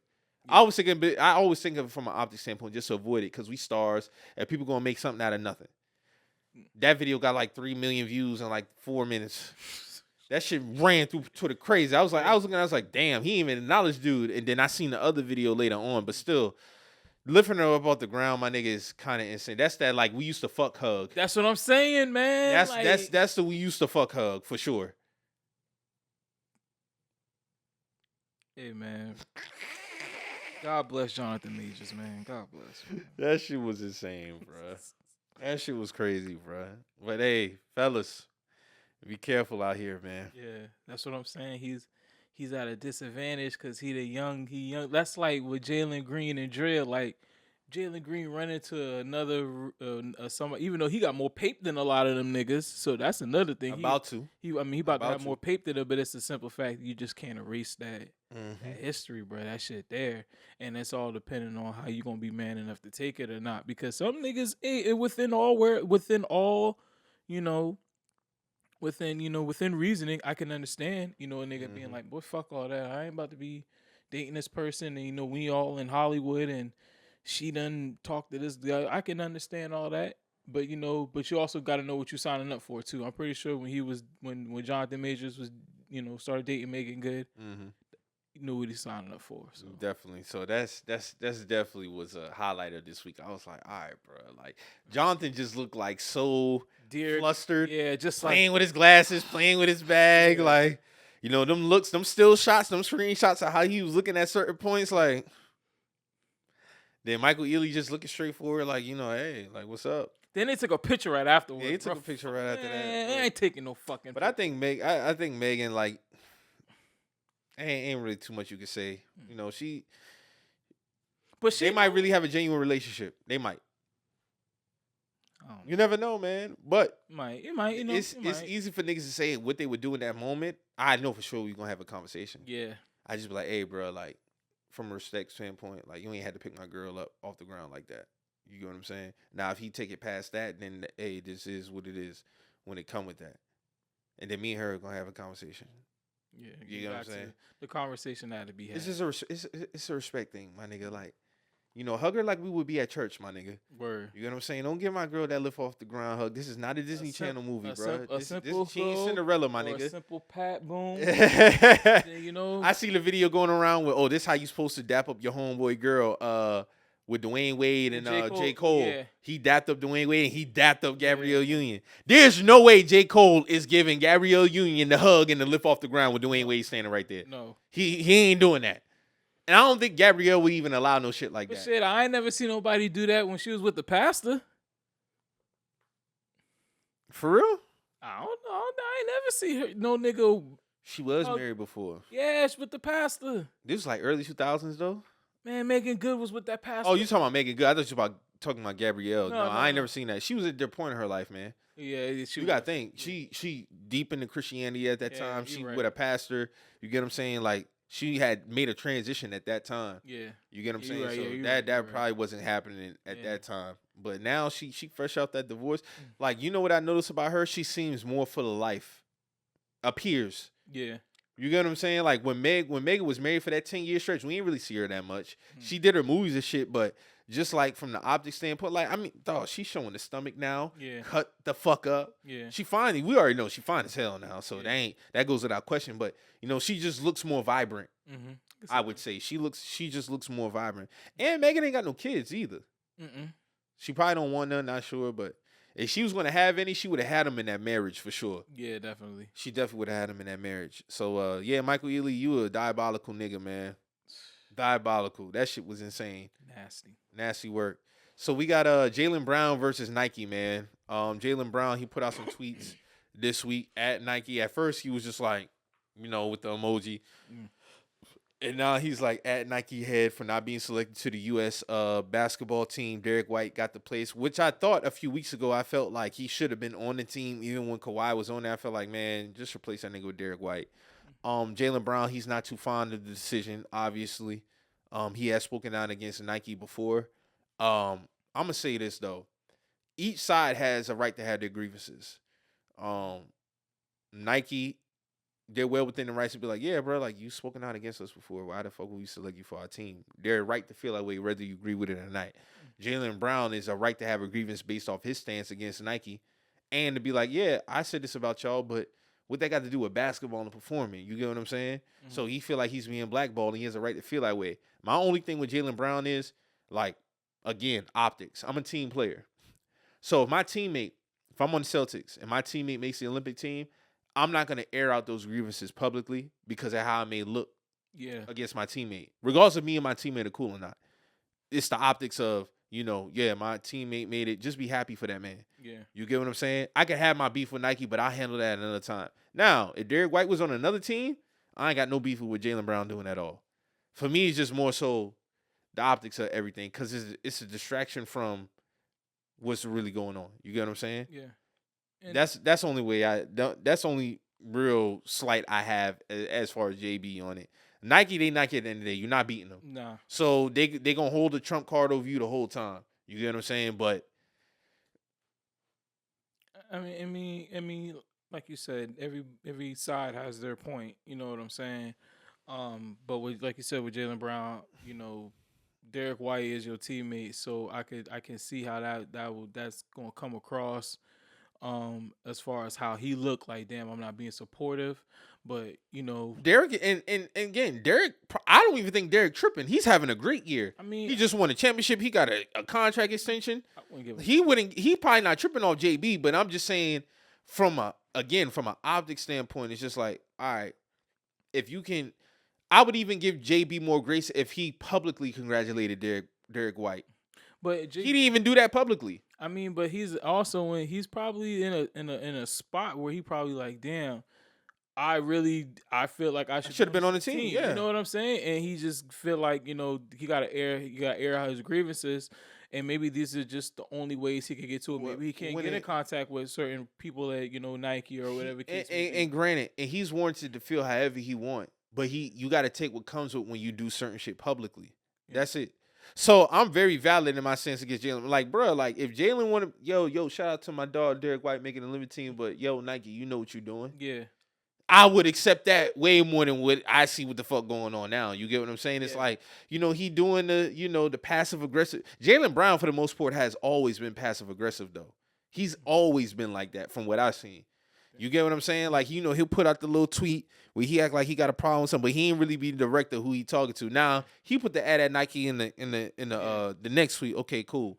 But at the end of the day, it's a feud that I don't think really gonna have too much grounds. At the end of the day, what's done is done. Derek is on the team. I think he's going to be great for the team and for the role. And granted, they already got the players on the team that kind of already do what Jaylen do. They got superstars. They already got superstars. They already got a lot of two-way guys. We loaded at the wing spot. Yeah, we already got a lot of two-way guys. But but see, man, this is another thing with him, damn, it probably wasn't gonna happen anyway. Cause Kevin Durant, he got like a little, I think, a hamstring injury right now. Yeah, something like that. Yeah. So, if KD decided to go out, then maybe that could have been a spot for him. Mm-hmm. Maybe so. But I mean, it's not gonna be no more. That's a dub. But that could have been a spot for him, and that's like worst case scenario.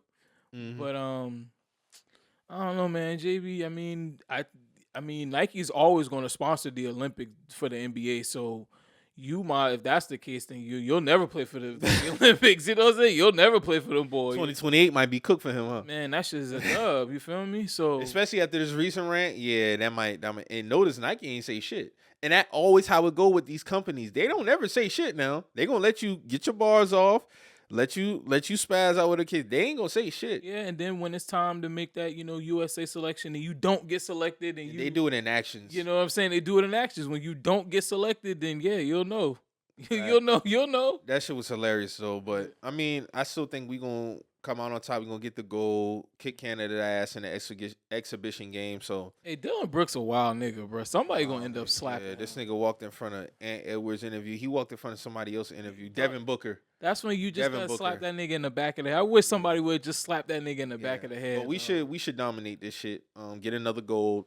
Yeah. That'll be 20 plus years of just winning gold. And I'm just looking forward to these ass cutting, man. I got a lot of bars to get off this Olympics, as you know, but I like what I saw the first game. I like what I saw. This is without Kevin Durant too. Mm-hmm. Not worried about Joel Embiid fouling out. I'm not worried about that. A lot of these niggas ain't played ball probably since what, June, May. Joel, April for Booker. Yeah, this shit got swept for first round. Nigga was on the beach early. Yeah, but Anthony Edwards a little good out there. I think they probably gonna make some changes to the starting lineup. Yeah, I think Kerr in the exhibition game, he just experimenting with some shit. We'll get to see when August roll around what the Olympics really gonna look like. But I don't expect us to lose any game. I expect us to win every game by 15 points or more. Our toughest opponent, I think, will be Canada or France. I'll probably not. I think honestly, either Serbia or Germany probably gonna be our toughest. Or probably gonna be our toughest because Serbia got Jokic, and I just saw the exhibition game. They just beat France by 10. Victor gonna be balling out. This nigga gonna be dumbing in the Olympics. You're not gonna stop him. Bro. And the fact of the FIBA rules where this nigga probably gonna average about 4 blocks a game. He might, but here's the thing, I'm already charging him to the game. Yeah, we should smoke them niggas. Yeah, and every other spot we gonna kill these niggas. Yeah, like Jokic. He gonna get his. We should smoke them. Luka, he gonna get his. Now he's not even playing. They out because they had to qualify and they didn't qualify. So Luka's not even playing in the Olympics this year. They didn't qualify. They didn't qualify. Wow. Because they lost. I forgot. Greece put them out. Giannis and boy put them out. You sure? Yeah, because FIBA is basically, so every country just can't make the Olympics. No, because it's like in their sporting event, I don't think so. Because FIBA, what they have is they have the World Championship, and the people, if you place in the medal game, you automatically get your bid to go to play in the Olympics. The teams that don't, they still got to play in I forget, it's some tournament. They got to play in they have to qualify. They have to play in this qualifier. And Greece, I guess they did fare well in FIBA, and Luka team didn't, so they had to play in the qualifying. And it was some other countries that had to qualify too. That I think that qualified this past weekend. But yeah, Luka he's not playing. But our pool, what I seen, we gonna smoke our pool. We're not gonna really face no competition until we probably get to maybe the medal game. You know what I'm saying? Honestly, because our pool we gonna smoke. The toughest pool is like Canada, France, and some other teams, Brazil, and some other teams. Oh no, Australia, not Brazil. Australia, and some other teams that's in that pool. That's like a real tough pool. But We should kill everybody. We should Kill. kill everybody by 15. I said the only teams that we probably gonna give us a little bit of competition. I honestly think we gonna smack the shit out of Canada. Honestly, I feel like when it really get down to it, Yeah, we're gonna smack them we again. gonna smack them. This is without KD. We smacked them, so we should be able to smack them again. No disrespect to SGA and all that, but He's gonna be the only person who really keeping them boys. not worry about Dylan Brooks. Not worry about Jamal Murray. Nah, Canada and France. I think would be our toughest outs. I think our toughest out. And Germany, because they got us in the FIBA. Yeah, and I mean Germany got a good team. And Brandon Ingram and Mikal Bridges still going to hell for that performance. Triple J too. Yeah, he's the no wonder why they ain't get Getting this nigga killed on the back. boards. What? Tyus was looking like fucking prime Dennis Rodman out this motherfucker, bro. He was cooking that. He's cooking this man on the boards, bro. That's partly why we lost that game, bro. Yeah, we got smoked on the boards, bro. Dennis Schroeder, it was him, Dennis Schroeder, Daniel Tice, and what's the nigga from the Magic? Franz Wagner. Franz Wagner. I was like, bro, what the fuck is going Dennis on? Schroeder. No, Austin Reeves was getting smoked by Dennis Schroeder. He couldn't stay in front of him. Nobody on that team could. We shouldn't have lost that game, bro. They couldn't stay in front of him, bro. Shit was crazy, but yeah, shout out to our Olympic team, man. USA, man. Y'all know what time it is, man. Best country in the world, bro. If you don't know, you better find out, or you about to find out. Yeah, we definitely 20 plus. Yeah, man. So Summer League debuted. Had seen a couple of debuts. Shout out to Reed Shepherd. He had a good game. What's dog from what's the nigga, man? From the T-Wolves? Yeah. Terrence Shands. Yeah, Terrence Shands. Shout out to the game. How you feel about Bronny, man? His last game, 0 for 8 from the 3. I think 3 points. Yeah, I think he played. I think he had a game yesterday when he played against the Rockets. I think he had maybe about 6. I don't know. Let me look it up right now. I mean, when it comes to Bronny, we just got to realize at the end of the day, he's a 55th pick for a reason. Yeah, we got to treat him like that. I would appreciate it if niggas just be like, bro, we only talk about him because it's his daddy's son. Yeah, because it's not no skills. I mean, defensively, if you want to give him that, yeah. But we got to stop doing that, bro. I mean, if you want to talk about the bright spot, if you got to have a bright spot. It's a defense, but you can't get 10. That's what I'm saying. In the league now, like Alex Caruso is getting me at least 10 a night, bro. Yeah. And he can hit some crucial threes. He can hit some timely threes. Like, he can make some assists. He give me some dunks. Yeah. Like, Alex Caruso, I seen put up some points. I don't see Bronny Jr. even being no Alex Caruso, bro. But what I notice is when niggas want somebody to be good, they over-elevate their defensive effort. Yeah, they'll put it. SportsCenter posted a clip of this nigga basically fighting on the block. Bronny's fighting on the block. Look at look at the rebound instincts. Like this nigga is getting bored. Like Bronny had 0 for 8 from 3. Shit. Yeah, he need to work on his shooting, bro. Like, I ain't gonna hold you. That's one thing that's very glaring, bro. Because when I was watching him against the Rockets, man, he missed about like at least 3 or 4 wide open ones. Like they giving you time to set up, my nigga. He had 8 points, 5 rebounds, 0 assists, 3 for 14 field goals, 0 of 8 from 3 points. Bruh. But he's like any other 55th pick, though. That's my thing. Yeah. Like, so all this, he'll be fine. No need to panic. Bro, we're not worried about him. That's the thing that y'all not getting. Y'all trying to paint it as if he'll be fine thing. We're saying, bro, he's just not good enough to be in the NBA. Not right now. I mean, because the thing is with him, you know, all this shit is situational. You know what I'm saying? If it wasn't this situational, he wouldn't be in the NBA right now.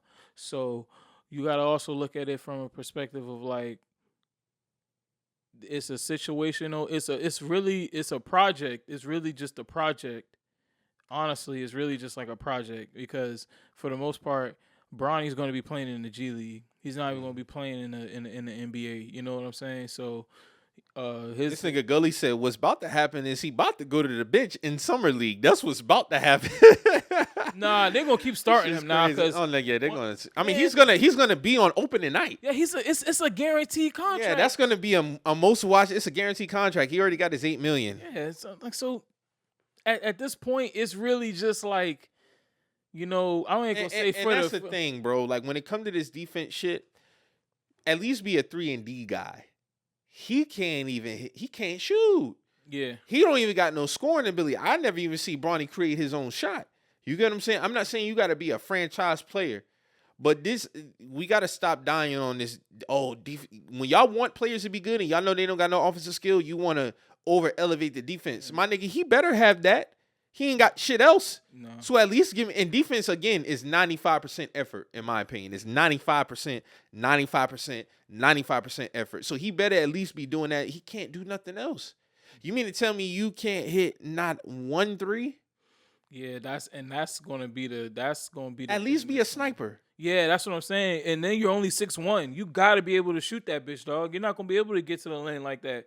Or you're only gonna be able to get to the lane to a certain point to where you gonna have to dish or shoot a floater. But if you're not a knock, that's the thing. You gotta be a knockdown 3-point shooter. And I thought that was one of the things that they were very high on him about. He can't shoot, bro. Because they gotta develop. He can't even shoot. Be a 3-and-D guy. You can't be Bruce Bowen.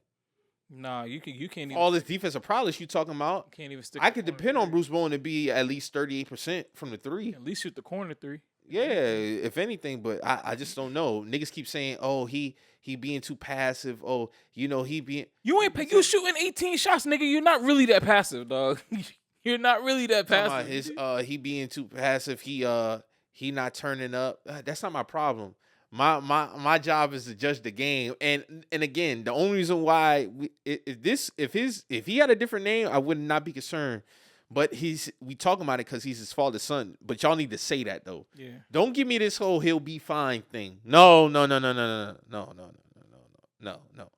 Some guys just ain't got it.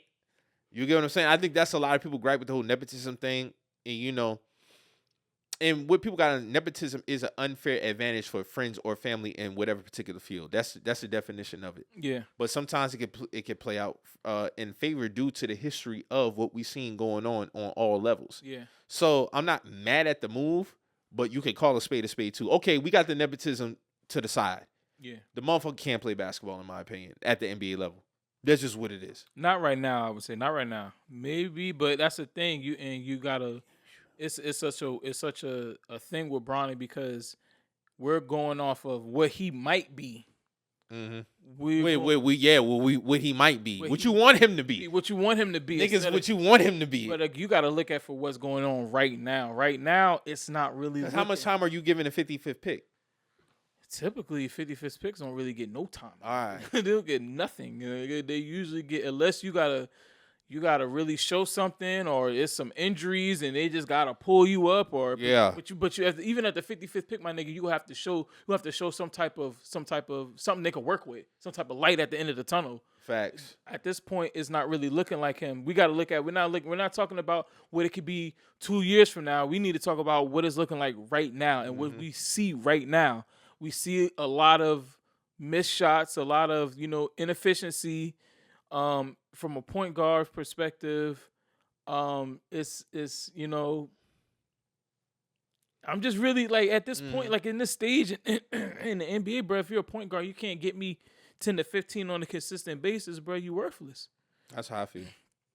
I mean, and some role guys, you give me 8 to 10. You get what I'm saying? Give me 8 to 10.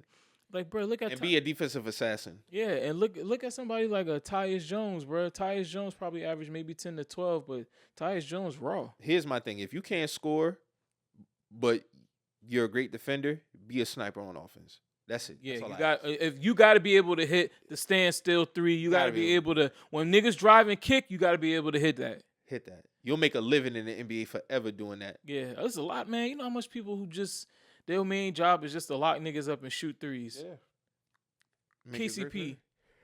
KCP definitely became, even with his driving has gotten a little bit better. But yeah, he definitely he was a very focal point for the Nuggets, man. I wanted him in Chicago, man. Yeah, but he went to Orlando. That's a nice little young squad right there. That got a good veteran. So what you think about y'all free agency move so far? Shitty. We just got rid of DeRozan to the Kings in a trade. Caruso, he's with the Thunder. Salute to Caruso. Never got no beef. So we'll see what happens with the Zach shit. But y'all, you feel like y'all missing out on? I see y'all talking about getting Gary Trent. Man, but he just went somewhere. Where he went at? Gary Trent, because he was with the Raptors last time I checked. Yeah, he was. Man, our free agent moves is nothing. We haven't been doing shit. We just gotta really. Oh, he signed with the Sixers. Sixers loading up, man. Because the Sixers also re-signed Kyle Lowry. They got Eric Gordon, too. Eric Gordon. The Sixers trying to load up. They gearing up for Boston. I don't think the Sixers really paying attention to the Knicks. I think they're trying to gear up for Boston. So according to this, who's left is Kyle Lowry, Paul Reed, Markelle Fultz, Sadiq Bey, Patrick Beverly, Spencer Dinwiddie, Gordon Hayward, Doug McDermott, C.D. Osman, Precious Achua, Jay Crowder, Tyus Jones, Luke Kennard, Lonnie Walker IV, Josh Okogie, Evan Fournier, Isaac Okoro. That's who's left free agency wise. Okay. Hold on. So, Sadiq Bey just got picked up by the Wizards. So he's off. Damn, there's some good free agent pickups though. I'm sure Lakers could squeeze one of them, man. Kyle Lowry just resigned. Our free agency is once again is just nobody wants to come to us, bro. We've tried, man. We try to get Clay. We try to get some other niggas. Nobody trying to fuck with us. I mean, I can understand why. You got the Bronny Jane, you got Bron, you got Bronny, you got JJ Redick as the first year head coach. Like, this shit can very well be a whole shit show. You know what I'm saying? This shit could be just a big ass soap opera, a big ass drama that people just don't want parts of it. Like, I can understand why DeMar DeRozan, after playing for so long, just want to be like, bro, I just want to go somewhere where I can compete and, be chill and not have the nigga. Because if you DeMar DeRozan and, shit go down the drain, you going to get blamed. Anybody's going to get blamed. It's not going to be Bron, maybe sometimes AD, but you going to get that blame too. So a lot of people just don't want to deal with that, and I understand. I get it. So we kind of driving, the market is being driven away from us because people just don't want to deal with what we got going on. And there's so much uncertainties within the Lakers organization right now. So I understand, man, but man, we ain't get nobody, bro. We ain't get nobody worth nothing. We still the same team. I do like Dalton Connect though. Shout out to Dalton Connect because he was hooping. He had like 20 something yesterday. He's gonna be a good addition to us. But other than that, man, we ain't making no noise, bro. We gonna be in the same place trying to fight for it. Trying to fight for the playoff seed. Probably get first round bump again, unless we make some type of crucial change. But I see this kind of riding off until LeBron probably decide to quit or leave. I don't really see us because everybody else is getting so much better. OKC getting so much better. Minnesota will be better. Memphis will be better. Denver still be right there. Denver is still going to be there. Like, we said Minnesota? Yeah, I said Minnesota. Yeah, Minnesota. Like, Dallas just got better. Like, the Spurs is, they kind of, I ain't gonna know if they're gonna be any, but they'll compete for a play-in. The Kings compete for a play-in. Yeah, we'll see. I'm interested to see how that offensive duo with DeRozan, Fox, Sabonis that plays. I like that, and they still got Keegan Murray. I like that. I wanted Keegan Murray. Yeah, that would have. I wanted him, but so wishful thinking. So who's y'all for how's y'all? Oh, I don't know. All I know is Cooper Flag and Ace Bailey gonna be Chicago Bull next year. That's all I know. You better hope, because you never know. Them boy might fuck around. The Spurs might get the #1 pick again. Hey, but I like how the odds are done now. So anybody can get that shit. It ain't just because you got the worst record, you gonna get the top pick. Like, they changed up them odds, so it's all opinion. But if I could get Cooper Flag or Ace Bailey in the Chicago Bulls uniform, I'm a happy camper. But the draft gonna be loaded next year, so I think even if we end up in the top 5, we'll get a quality pick for sure. We'll get a franchise player. But man, y'all Cooper Flag, y'all need. Yes, what I say. That motherfucker the real deal, y'all need boy. Y'all need that. That motherfucker the real deal. Y'all need the next one. Even though he about to be a Duke Blue Devil, But Duke Raw's a bitch. Yeah, Cooper Flag is the real deal, bro. Yeah. I'm fucking with it. So yeah, man, that's pretty much all I got, man. You got anything else, man? Before we get up out of here? Nah, man. Just everybody, once again, shout out to the city. Shout out to everybody doing their thing. Just, continue just to, live prosperous, Continue to just, try you do your best every time and keep it moving, man. That's all I can say. Facts. And, just keep grinding, man. It should have come out. It should have worked eventually.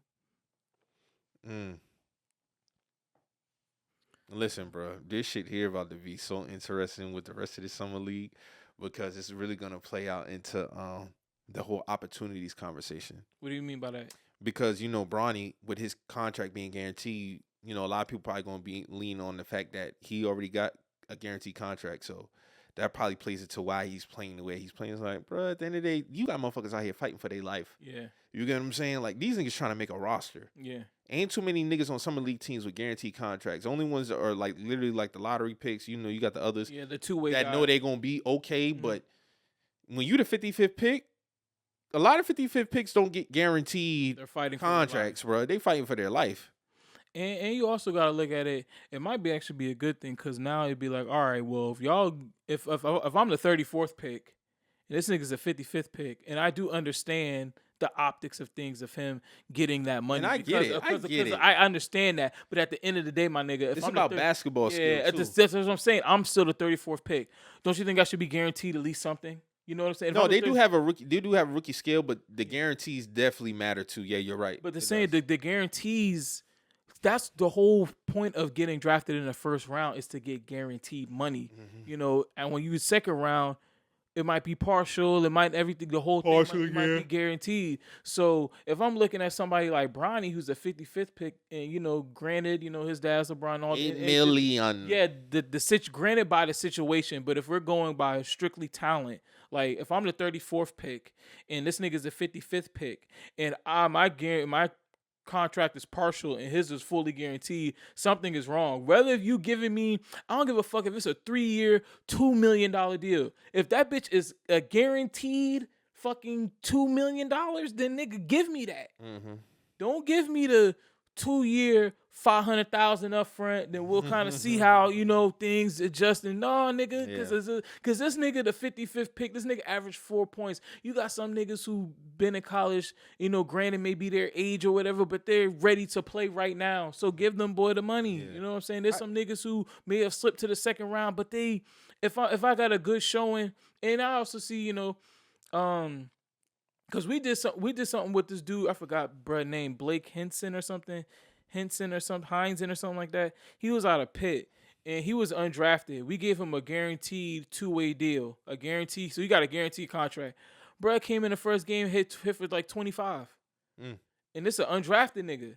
You know what I'm saying? And he not getting as much money as Braun, but at least it's guaranteed because niggas going off the skill set. That's all I'm saying, bro. Because if Braun can get $8 million off of his skill set, granted the situation, somebody who's, you know, maybe, you know, a 35th pick, they should be able to get some guaranteed money. Facts. They should be able to get some. And then with a G League roster, my nigga, for an NBA team, $5 million to $10 million probably covers everything. You probably pour maybe $5 to $10 million on everything for a G League roster, bro. Facts. As far as the salary is concerned, not maybe promotion or travel expense, all that other shit. But as far as just strictly payroll, you can cover 10 guys with the $10 million. You don't even got to give everybody $1 million. You can still cover them. 500,000. Facts. So yeah, man. I'll be definitely interested to see how this play out. Definitely getting ready for the Olympics. So yeah, man, that's pretty much all I got, man. You got anything else, man? Nah, man, I'm good, man. Once again, man, everybody just, you know, keep doing your thing, man. Just keep doing your thing, running your race, you know. And another thing is, just before we get out, no more weed in the funny bags, dog. Plastic bags only. That's all I gotta say. You heard him. You heard my dog, man. So that's pretty much all I got, man. Everybody be safe. Continue to run your own race. Continue to be consistent. Be safe out here. Stay cool. Stay hydrated. Drink water. Mind your business. And if you hear anything in this show, man, that gets you in your feelings, you feeling some type of way, always remember, we're just some messengers. We out.